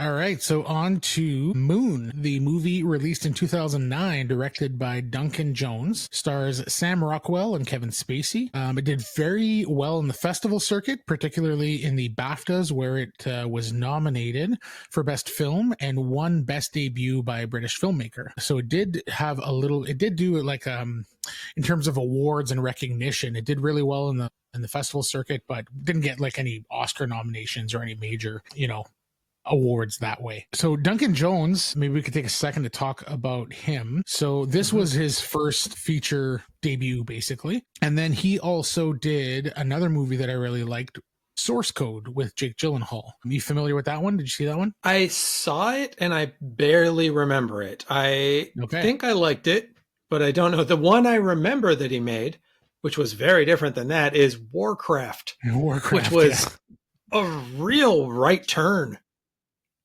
Yeah. And I don't know anything about Warcraft, and I think I just had it on while I was doing work. It was one of those like background noise movies. Sure. I think that's what it's good for.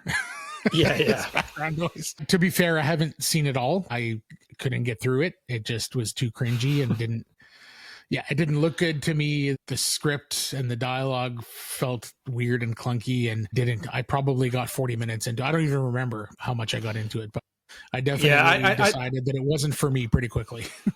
I don't think there's a lot of folks out there who Warcraft is their favorite movie. Yeah, for sure. So yeah, it's interesting. And then he did Mute, which was a direct to Netflix Paul Rudd movie, I think, which I have not seen either. Have you seen it? I don't know. I feel like I would have, because it's Paul Rudd, and if it was on Netflix, it would have been, but I couldn't tell you what it was. I love me some Paul Rudd. He's one of my all-time favorite comedians. He's a delight. Slap at that bass, man. I slap at that bass. Yeah, that's a perfect word for him. He's just so damn charming. I love Paul Rudd. I love his whole shtick. Some people might find it annoying, but he is he is exactly my brand of humor. I'm a big fan. So I need to watch Mute. I haven't gotten around to it. It didn't get great reviews. And I guess that's, in a world where we're so darn busy with everything that I usually will go look and read a couple of reviews. And I typically stick to stuff that is either recommended to me by somebody that I trust or gets reviewed by a reviewer or somebody that I have like similar vibes with. And I just didn't watch Mute, but based on like, I didn't really realize who Duncan Jones was and his like oeuvre. Yeah. Until like said we're getting ready for this podcast. I'm like, oh, he also did Source Code and he also did Mute and Warcraft. So I think I'm gonna try Mute based on the fact that I really liked Moon and really liked Source Code as well. Well, and the biggest thing I didn't realize is that he's David Bowie's son. I had no idea about that part of it until I looked up about this. That's and then you see it and you're like, he looks a lot like David Bowie. That makes sense. But yeah, Yes, son of David Bowie. The Rocket that's- Man, or not Rocket Man, but Yeah. what's the David Bowie song where? Now you said Rocket Man's Elton John. Yes. Oh my goodness. What I'm thinking of Starman. Yes, Starman, and then he did a movie where he acted. Oh, The Man Who Fell to Earth. That's the one, which I haven't seen. Yeah. So, yeah. It's good. I like it. Yeah, I like David Bowie's movies. He had a few. Dune, Sting. I'm confusing him and Sting. The guys with blonde, short hair. Yeah, Bowie is Labyrinth, the Goblin. Yes. King. Oh, Labyrinth is great. They're remaking it. I do not want to see the remake.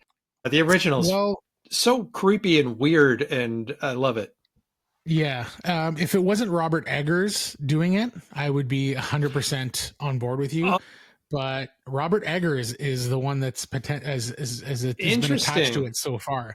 So he has not done me wrong yet. I think he's 4 for Lighthouse 4. is terrific. Yeah. Lighthouse, Northman, Witches. What's his fourth?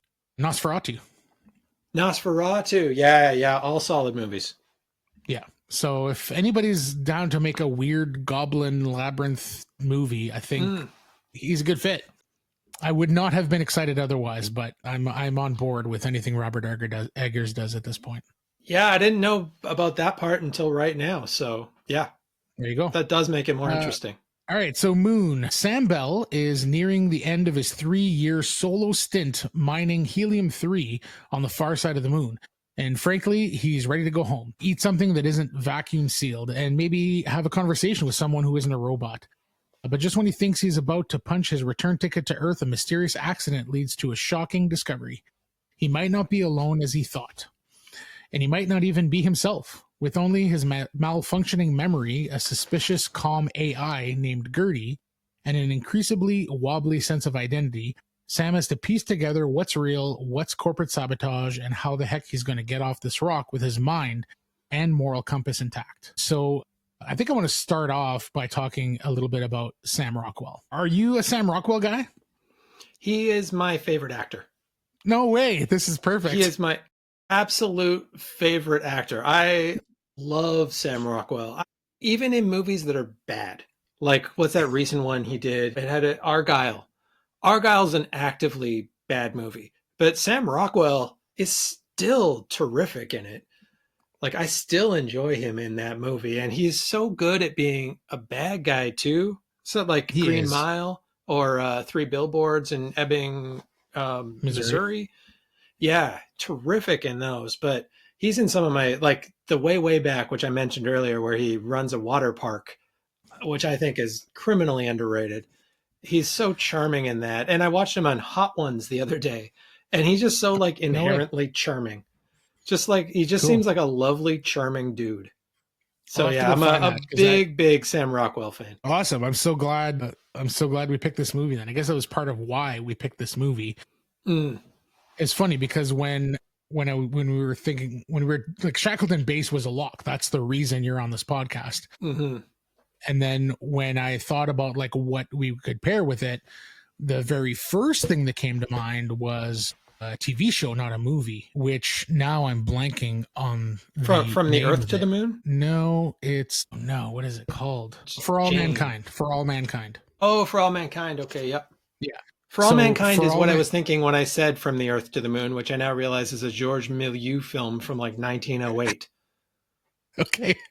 Yeah, For All Mankind is the show I was talking about. So that's the first thing that came to mind because it's fresh. And like, I just finished watching it not too long ago, earlier this year probably. And it's a fantastic show. And they literally go to the moon and build a base near the Shackleton crater because they figure it's rich in resources and stuff. So it's like, thematically, it's like right there, you know, very even specifically right down to building on Shackleton Base. But obviously it's a TV show and it's like, yeah, Moon was another one that was top of mind. And I just threw it to you and I said, what do you think? And you immediately said Moon.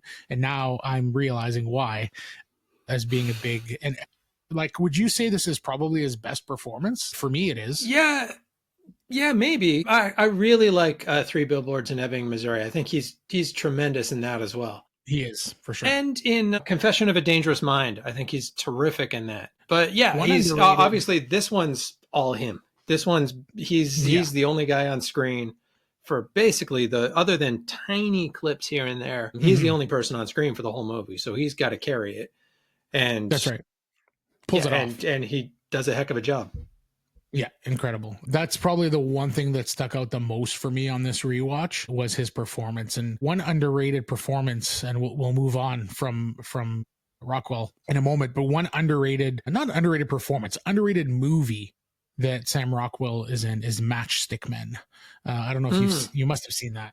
Yeah, so Matchstick Men is like a con man movie with starring Nicolas Cage with Sam Rockwell as kind of like his partner or his buddy. And it almost fits into that category earlier that we were talking about of like heist movies, right? The like setting up a bunch of stuff, and then the last act, there's a little bit of that DNA through Matchstick Men. But that's a super, super underrated movie that I think people should check out. It is a fun one.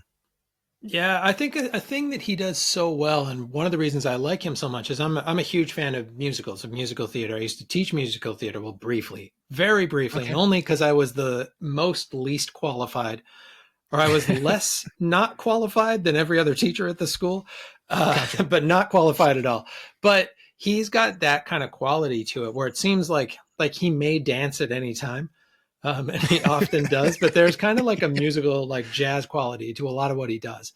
And I think I'm kind of drawn to that. And there's kind of like a coolness, and it's nice in movies like this where that coolness can fall away a little bit because he's kind of inherently cool.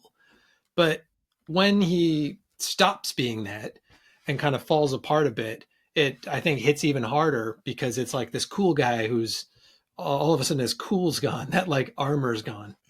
Yeah, I think you're right. He's like one of the most flexible like character actors because he can totally play that smarmy like villain that you just want to punch in the face, right? Yeah, in Green Mile, he's like you want to do way more than just punch him in Green Mile. Yeah, but he can also be cool and suave. And I'm thinking of I'm blanking on the name of the movie, but there's one where he plays like a spy, like a badass, like very capable spy with in a movie with Anna Kendrick that's sort of like a weird rom-com. I could not think of the name of it. I'll have to try to look it up, but yeah, I can't think of it. Yeah, he's just super likable. But yeah, it's just like he can play a super likable, charming dude. So be like the smarmy villain that you kind of want to punch. Now, let's see if I can find the one with Anna Kendrick. I'm not seeing it in his. Yeah, I'm not sure which one. It's called Mr. Right. Oh, yeah. I do remember seeing that. Yeah, it's a 2.9 on Letterboxd, so it's not an like excellent movie. But if you like Sam Rockwell and you like just watching the guy on screen, he is super charming. And I also have a big, huge soft spot for Anna Kendrick. So I really liked that movie and would recommend it. It's sort of like a rom-com, but he ends up being like a hitman is actually what he is. And he's on the run from like crime cartels and the law or something. So he's trying to like date and like be in a relationship while also dealing with this other stuff. And then she slowly finds out, you know, who he actually is. But yeah, would recommend checking it out especially if you're a Sam Rockwell fan. It's good, not great, but very enjoyable. It's one of those like just kind of fun. Yeah, it's not going to tax your brain very much, but it's fun to watch. Yeah. And with those two actors, it's just like, yeah, they're fun for sure. Right on. So I guess maybe we just like straight off the bat, this is like an older movie. So we're going to like not shy away from spoilers. So if anybody hasn't seen the movie and is worried about it, this is the type of movie that you're going to want to go in without spoilers if you haven't seen it yet. So I would recommend, if you haven't seen it, we'll pause this, go and watch it, and then come back and listen to the rest at some point if you're interested in our thoughts in the movie. But so we're going to get into spoilers on Moon starting now if anybody's still sticking around for that. So yes, so Sam Bell, played by Sam Rockwell, is on the moon, and his job is to mine helium-3. And if we look at moon mining in Shackleton Base, it says here, the goal of moon mining is to extract helium-3 and rare earth from the moon's surface and ship it back to Earth, which is exactly what Sam Rockwell is doing in this movie, which is, I guess, a really nice tie-in for our game. So yeah, he's there alone, and his only companion is this AI robot who is obviously an homage to Hal from 2001: A Space Odyssey, to the point where it even talks a lot like Hal, and it even says, like, just like Hal, uses the character's name over and over and over again. Like every time I think it's Hal as well, but every time Gerty, the AI in Moon, talks to Sam, he says Sam, this and that, Sam, this and that. And he has this kind of monotone voice. So it's obviously an homage to 2001: A Space Odyssey. Yeah, and it was interesting watching this again, because in 2009, obviously, Kevin Spacey was quite a different person. And I think I thought of Gertie as being kind of a neutral, like, it's there and it's doing things and it's programmed. This time I immediately saw it as being a very, like, sinister robot. And I think it's because of that voice and because of those implications and everything else. But you're right. It is so much like Hal. And it was a bit interesting seeing, I feel like it's rare that an actor plays a character that has the same name as the actor. And that made it a little strange that not only is Sam Rockwell playing Sam, but that his name is said in basically every single sentence. Just about. Yeah, so that was but it is, I think homage is probably even like light. It is very generous. It is extraordinarily HAL 2000-esque. It's just like they could have called this character to HAL 2001, because it is very, very close to HAL 2000. It is, I guess, it does end up being kind of, it's just programmed. I don't know if it's necessarily sinister or helpful or anything. It just is there is the other thing. And I don't think Gertie particularly pushes the plot very much at all. It's kind of just a device that's there. It's not much of a character. It really is Sam Rockwell that, like, you could almost take out Gertie and I don't think it would change a ton about the movie. Yeah, agreed. It's a weird touch to decide for it to be exactly like, I wonder what the, like, thought or ideas behind that, making it almost exactly like Hal. So that's an interesting choice. I mean, I don't feel one way or the other about it. You could call it an homage, you could call it a ripoff. I guess maybe because of that, I definitely, especially on my first watch, felt like just waiting for it to double cross Sam. And which essentially is what its programming is, or not what the programming is, but what the process is, right? The process is that you clone them, they come out, you greet them, you make sure they're healthy, and then you put them to work for 3 years, and then you tell them they're going to go on a journey back to Earth, you sedate them, and then you incinerate them. That's the process, but so I guess that is sinister just in itself, but I was waiting through this whole movie for Gertie to actually double cross the Sam character. And maybe that's the point, is to make us feel like we don't trust this robot. And then in the end, Gertie actually helps Sam, gives them password to the archives, to the video archives, and doesn't get in their way when they're, and then there's a moment where Sam wants to go outside and Gertie is given a specific order not to let him go outside. And then because Sam pled and begged, like, Gertie let him do it. He just like, okay, you can go outside. So there's definitely more of, like, in that programming, there's nuances there. It's not just like follow orders, because constantly Gertie's saying, like, I'm here to help you, Sam, whatever you need. And then despite it sounding super sinister and untrustworthy, he actually Gertie, the AI, actually follows through and does what he thinks is best for Sam, which is an interesting choice. Right. I think it's a bit, I think you're right that it does kind of subvert that expectation of, oh, this is definitely turning on him. I've seen this before. It's going to sing Daisy, Daisy, and things are going to get real creepy. And then that doesn't happen. But I do think that it's kind of that Gertie is pure programming. And so like, when Sam gets Gertie to act in a way that we would think of as, like, positive, when he's let outside or when when Gertie helps with the escape later on, it is that he, like, kind of tricks, like, the algorithm a little bit, because he is like, you need to protect me and keep me alive. That's your main programming. So you have to do this because that's going to override any other programming. So he kind of Right. outsmarts the programming a bit, and Gertie's kind of like pure code a little bit. Less so in the going outside. Going outside does feel a bit like, fine, I'm tired of you complaining. Fine, go outside. Yeah. One of the things that surprised me in this was how quick the clone came in. My memory of this movie was that it was mostly one Sam Rockwell all by himself being bummed in space. And then there being then the clone coming in. But I did not expect it so early in the film that is like the main thing. And that's kind of neither here nor there, but it's just interesting that I remembered this so differently. I think part of that is because the trailers were all Sam Rockwell by himself, because they didn't want to give away that twist of there's going to be a clone Sam Rockwell. And then that just got in my head of, yeah, that's what this is. Right. I remember that happening.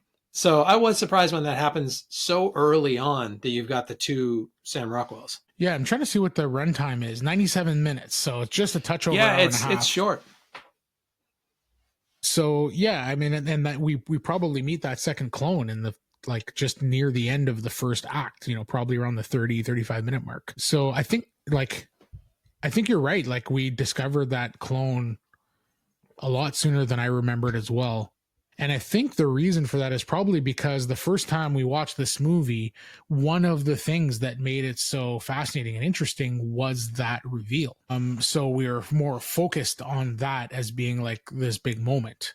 Whereas this time around, it's expected. We know it's coming. And then when we see it so early in the movie, it's like, oh, you almost expect a twist like that to be like in the final act, right?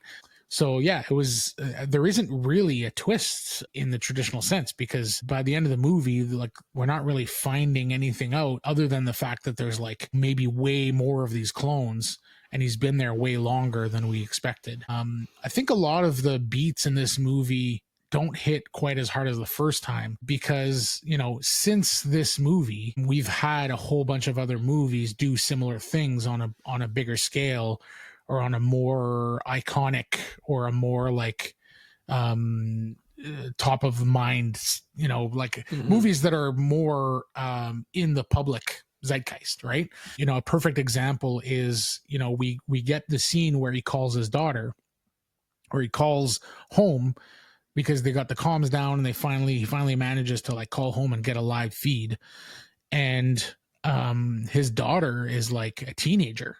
And he thought she was 3 years old.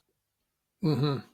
So obviously way more time has passed, and there's this like emotional moment where he's like, oh my God, what's going on, or whatever, you know, that I draw a direct link to the famous Matthew McConaughey Interstellar scene where when he realizes that his daughter is like an adult and he's missed like 30 years of her life or whatever, that is like a huge emotional impactful moment that lives way more top of mind in my brain than this older low budget low key movie from 2009. So that's just one example, but there's a handful of things in this movie that would have been really more impactful in the time when it first came out, when I first watched it, that has since been sort of eclipsed since then. The one, it's not really a big twist, but the one thing that I do think is a little bit of a twist and that really shifted my perspective of like what was going on is in that daughter scene when we learn that he is actually on Earth.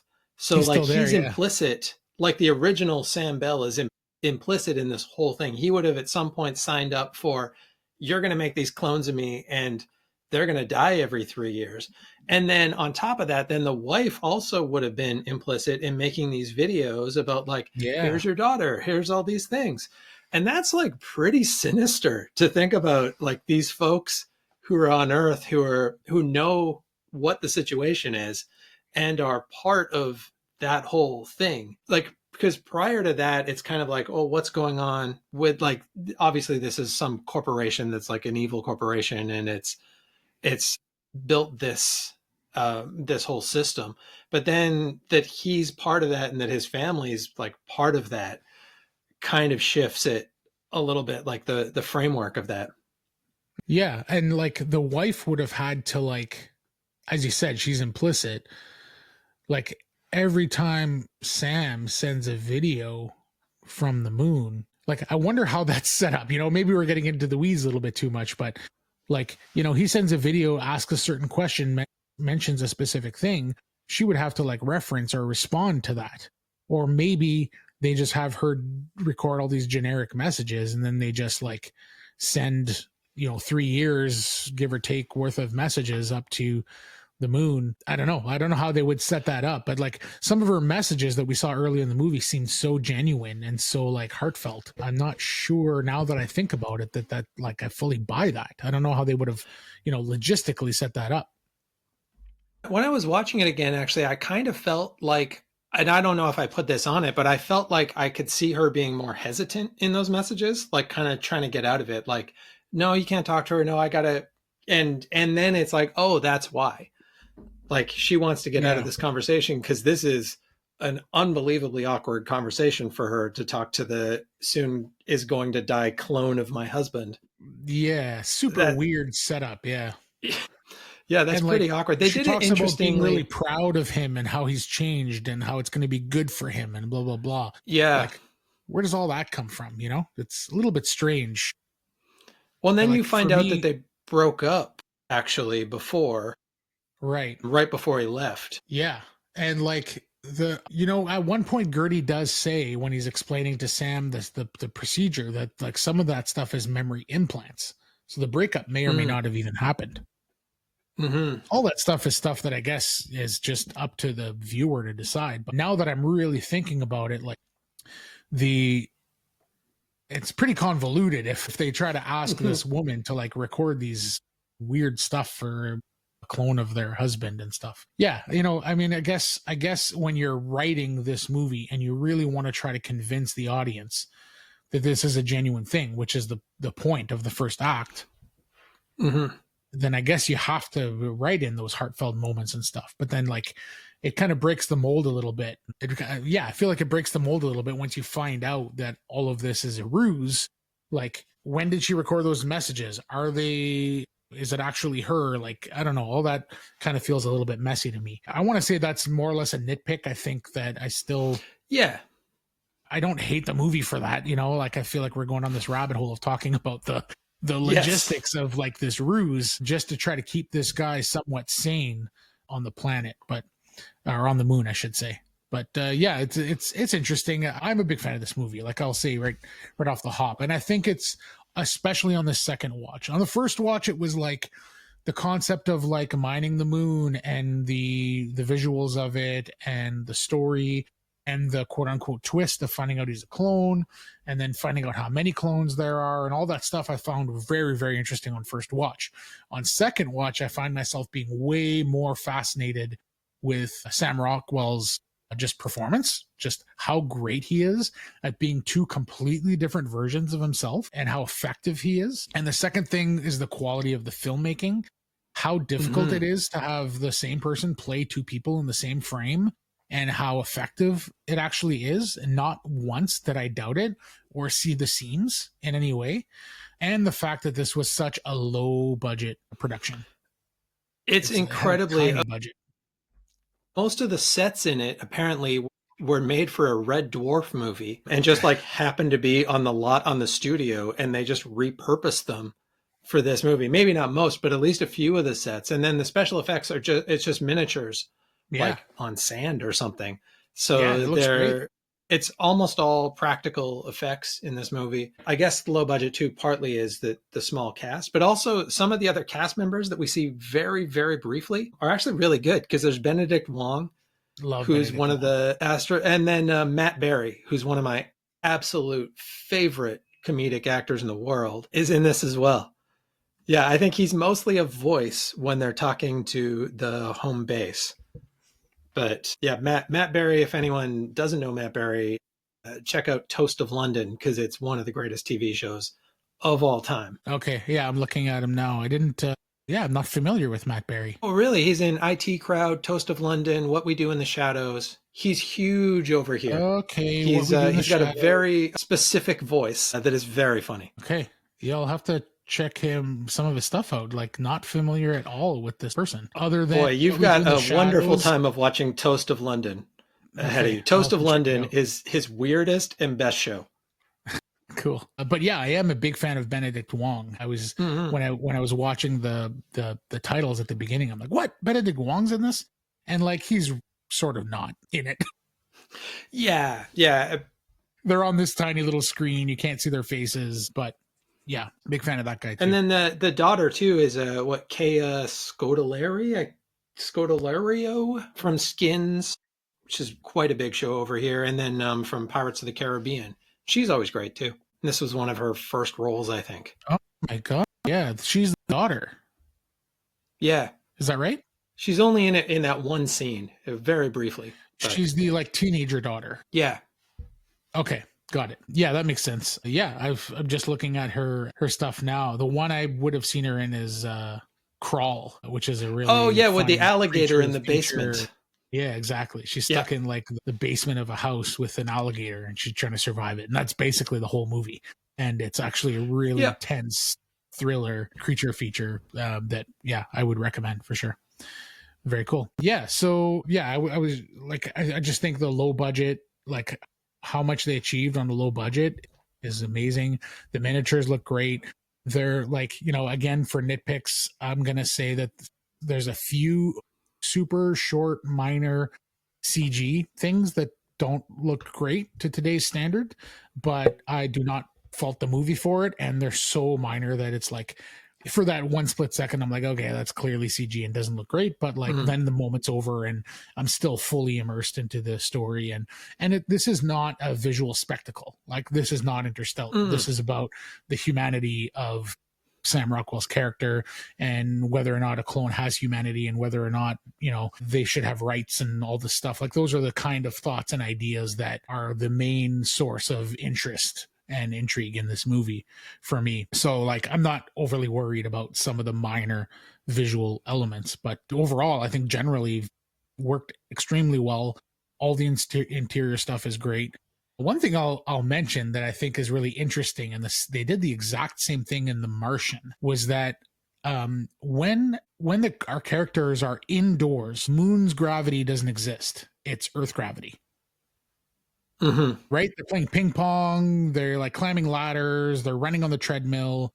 It's just like Earth gravity. And then when they go outside, anytime there's outside in the spacesuit, it's all slow moon gravity stuff. And the reason I specifically caught this time is because we did an episode on The Martian, Ridley Scott's The Martian, earlier this year. And I remember in my research, Ridley Scott had mentioned that having Matt Damon, when he was indoors, do like Martian gravity, which is slower and whatever, similar to the moon, that it looked weird. It looked awful and it just didn't work and they couldn't find a way to make it work. So they just decided all the indoor stuff, regular gravity, and it's just like, it's going to be scientifically incorrect, but so be it. And my guess is that it was probably the same thing that occurred here on this movie, but I clocked it right away just because I knew about the Martian kind of setup and the decision that was made there. I don't know if you noticed that at all. I didn't even think about that. Now that you bring it up, I wonder why I've never thought about that. I always assume that they have some sort of special gravity technology inside of every, I don't know what that would be inside of all of these buildings, but yeah, it's a good point, but you're right. It would look weird. I don't know if, it would look really strange if they were constantly moving like that. And it would be, for a movie with this budget, would be way so more difficult unbelievably cool. Do you have any nitpicks? I mean, for me, the ruse of it all is on this watch is maybe a little bit detractive from the story and what's important, but not much. For me, the big things that stood out were Sam Rockwell's performance. I think this time way more than the first time.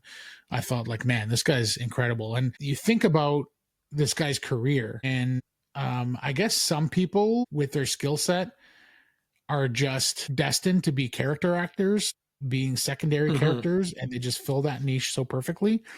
Because there's not a lot of like Sam Rockwell vehicles where he's like the guy, where he's the star. There's a few, but it feels like based on a performance like this that he could have been a leading man, and he really wasn't over his career. Yeah, well, he has been a few, like Confessions of a Dangerous Mind is the big one that comes to mind. But yeah, so he has a few times, but you're right. He's often kind of one of the three leads or something like that, where it's not like if he's a lead, it's not the clear lead. There's three different people and they're all kind of the lead and he's one of them. That sort of situation. For me, a couple nitpicks right at the end when they just have the little like, oh, and he gets to Earth and everyone turns on the corporation. Felt like a little bit too neat of a little bow that they put on it, that like, oh, and then it all kind of worked out. But it's like, did he still die after 3 years? Because it seems like he's built to like decompose. And also it sounds like the world was made way better by someone mining all this helium-3. Were they like so okay with, because I feel like if this really happened, there would be more of a discussion and people would be like, well, do we need those clones that much? I really like having this helium-3. It just felt a little bit too tidy. And then one thing that is going to be a tricky for some folks, quite rightfully, is Kevin Spacey's in it. That's not the movie's fault. That's absolutely, 2009. Duncan Jones was making the best movie that he could. But now it's just a thing to flag for folks that maybe you don't want to hear Kevin Spacey. Yeah, that's totally fair. And I think it's completely up to the individual. And I personally would not fault anybody for choosing not to partake in any sort of art where somebody, like Kevin Spacey's involved. My stance for a long time was that it's changed. It's changed since then, but I'm going to say it anyways. For a long time, not with Kevin Spacey, but just in general, with like some people being like not great human beings or whatever, or having reputations. And it depends on the level of the allegations and what the person did. But in general, my stance or my thought was, I'm not their friend. I'm a fan. I wouldn't stand a friend to do that, and I would not be their friend, but would I be a fan? Well, now, like, as a mature man now, I think back on that stance and I think that's not fully correct either. And I don't stand by the way that I used to think in that way either. So now for me, I try to think about the big picture, right? And when you think about a movie like this, or you think about House of Cards, or Baby Driver, and just a couple of examples off the top of my head of stuff that Kevin Spacey's done that's widely regarded as great work, right? Mm-hmm. Or great movies, shows, whatever. Kevin Spacey's not the main creator, right? He's a small part of a huge machine that spit out these pieces of art.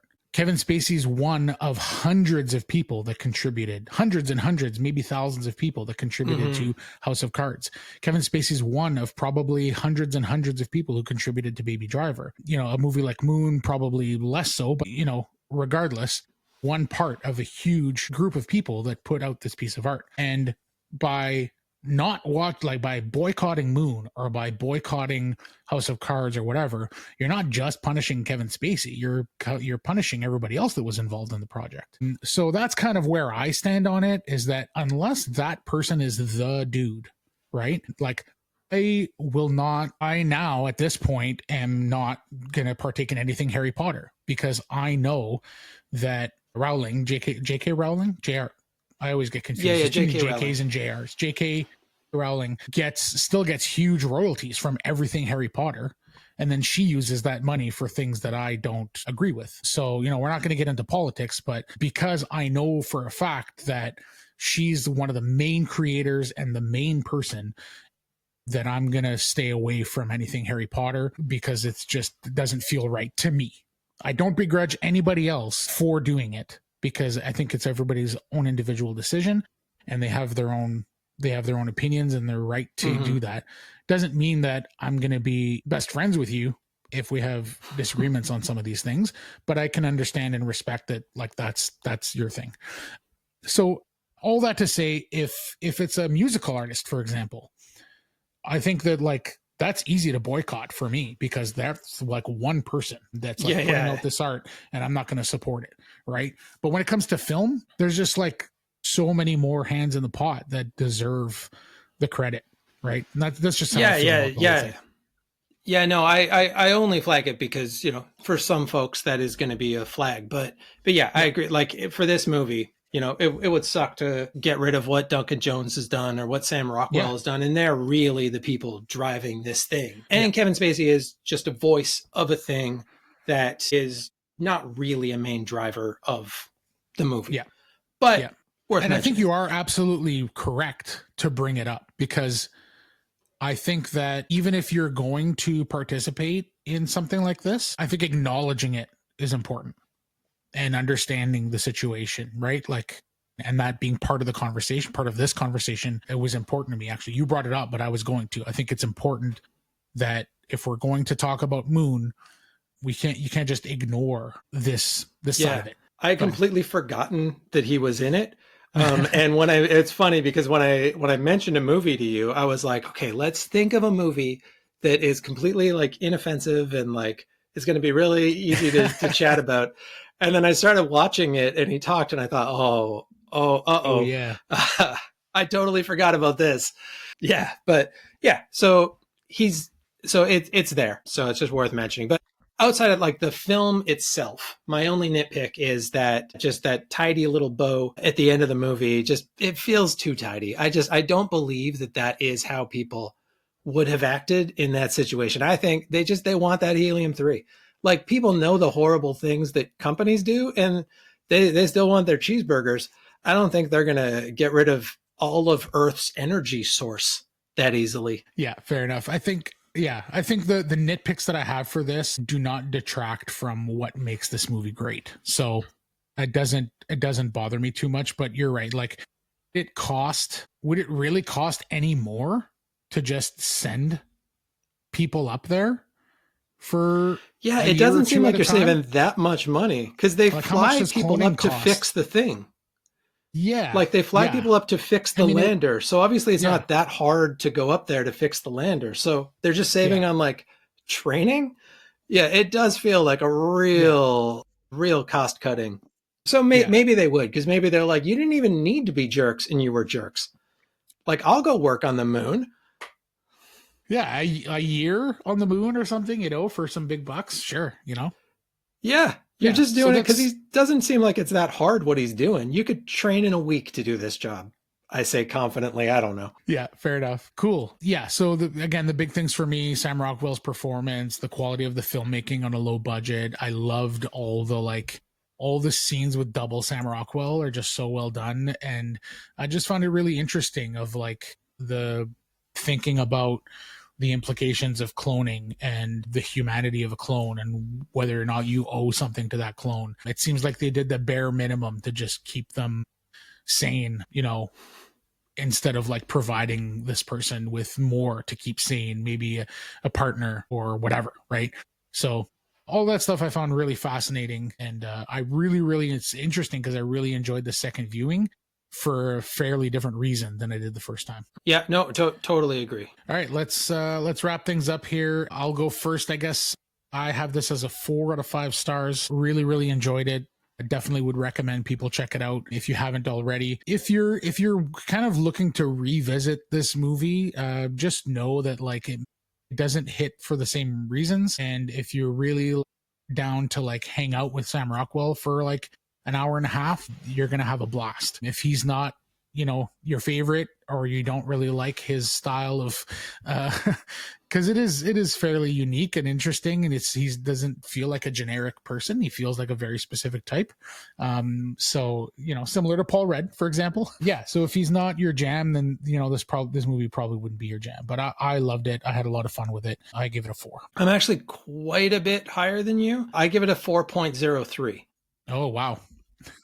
I know. But yeah, I think it's for a first movie too, it's really well directed. It's really like, and I love when a movie looks good and has a tiny budget. That's such a plus that it has a tiny budget for me. Sam Rockwell is terrific.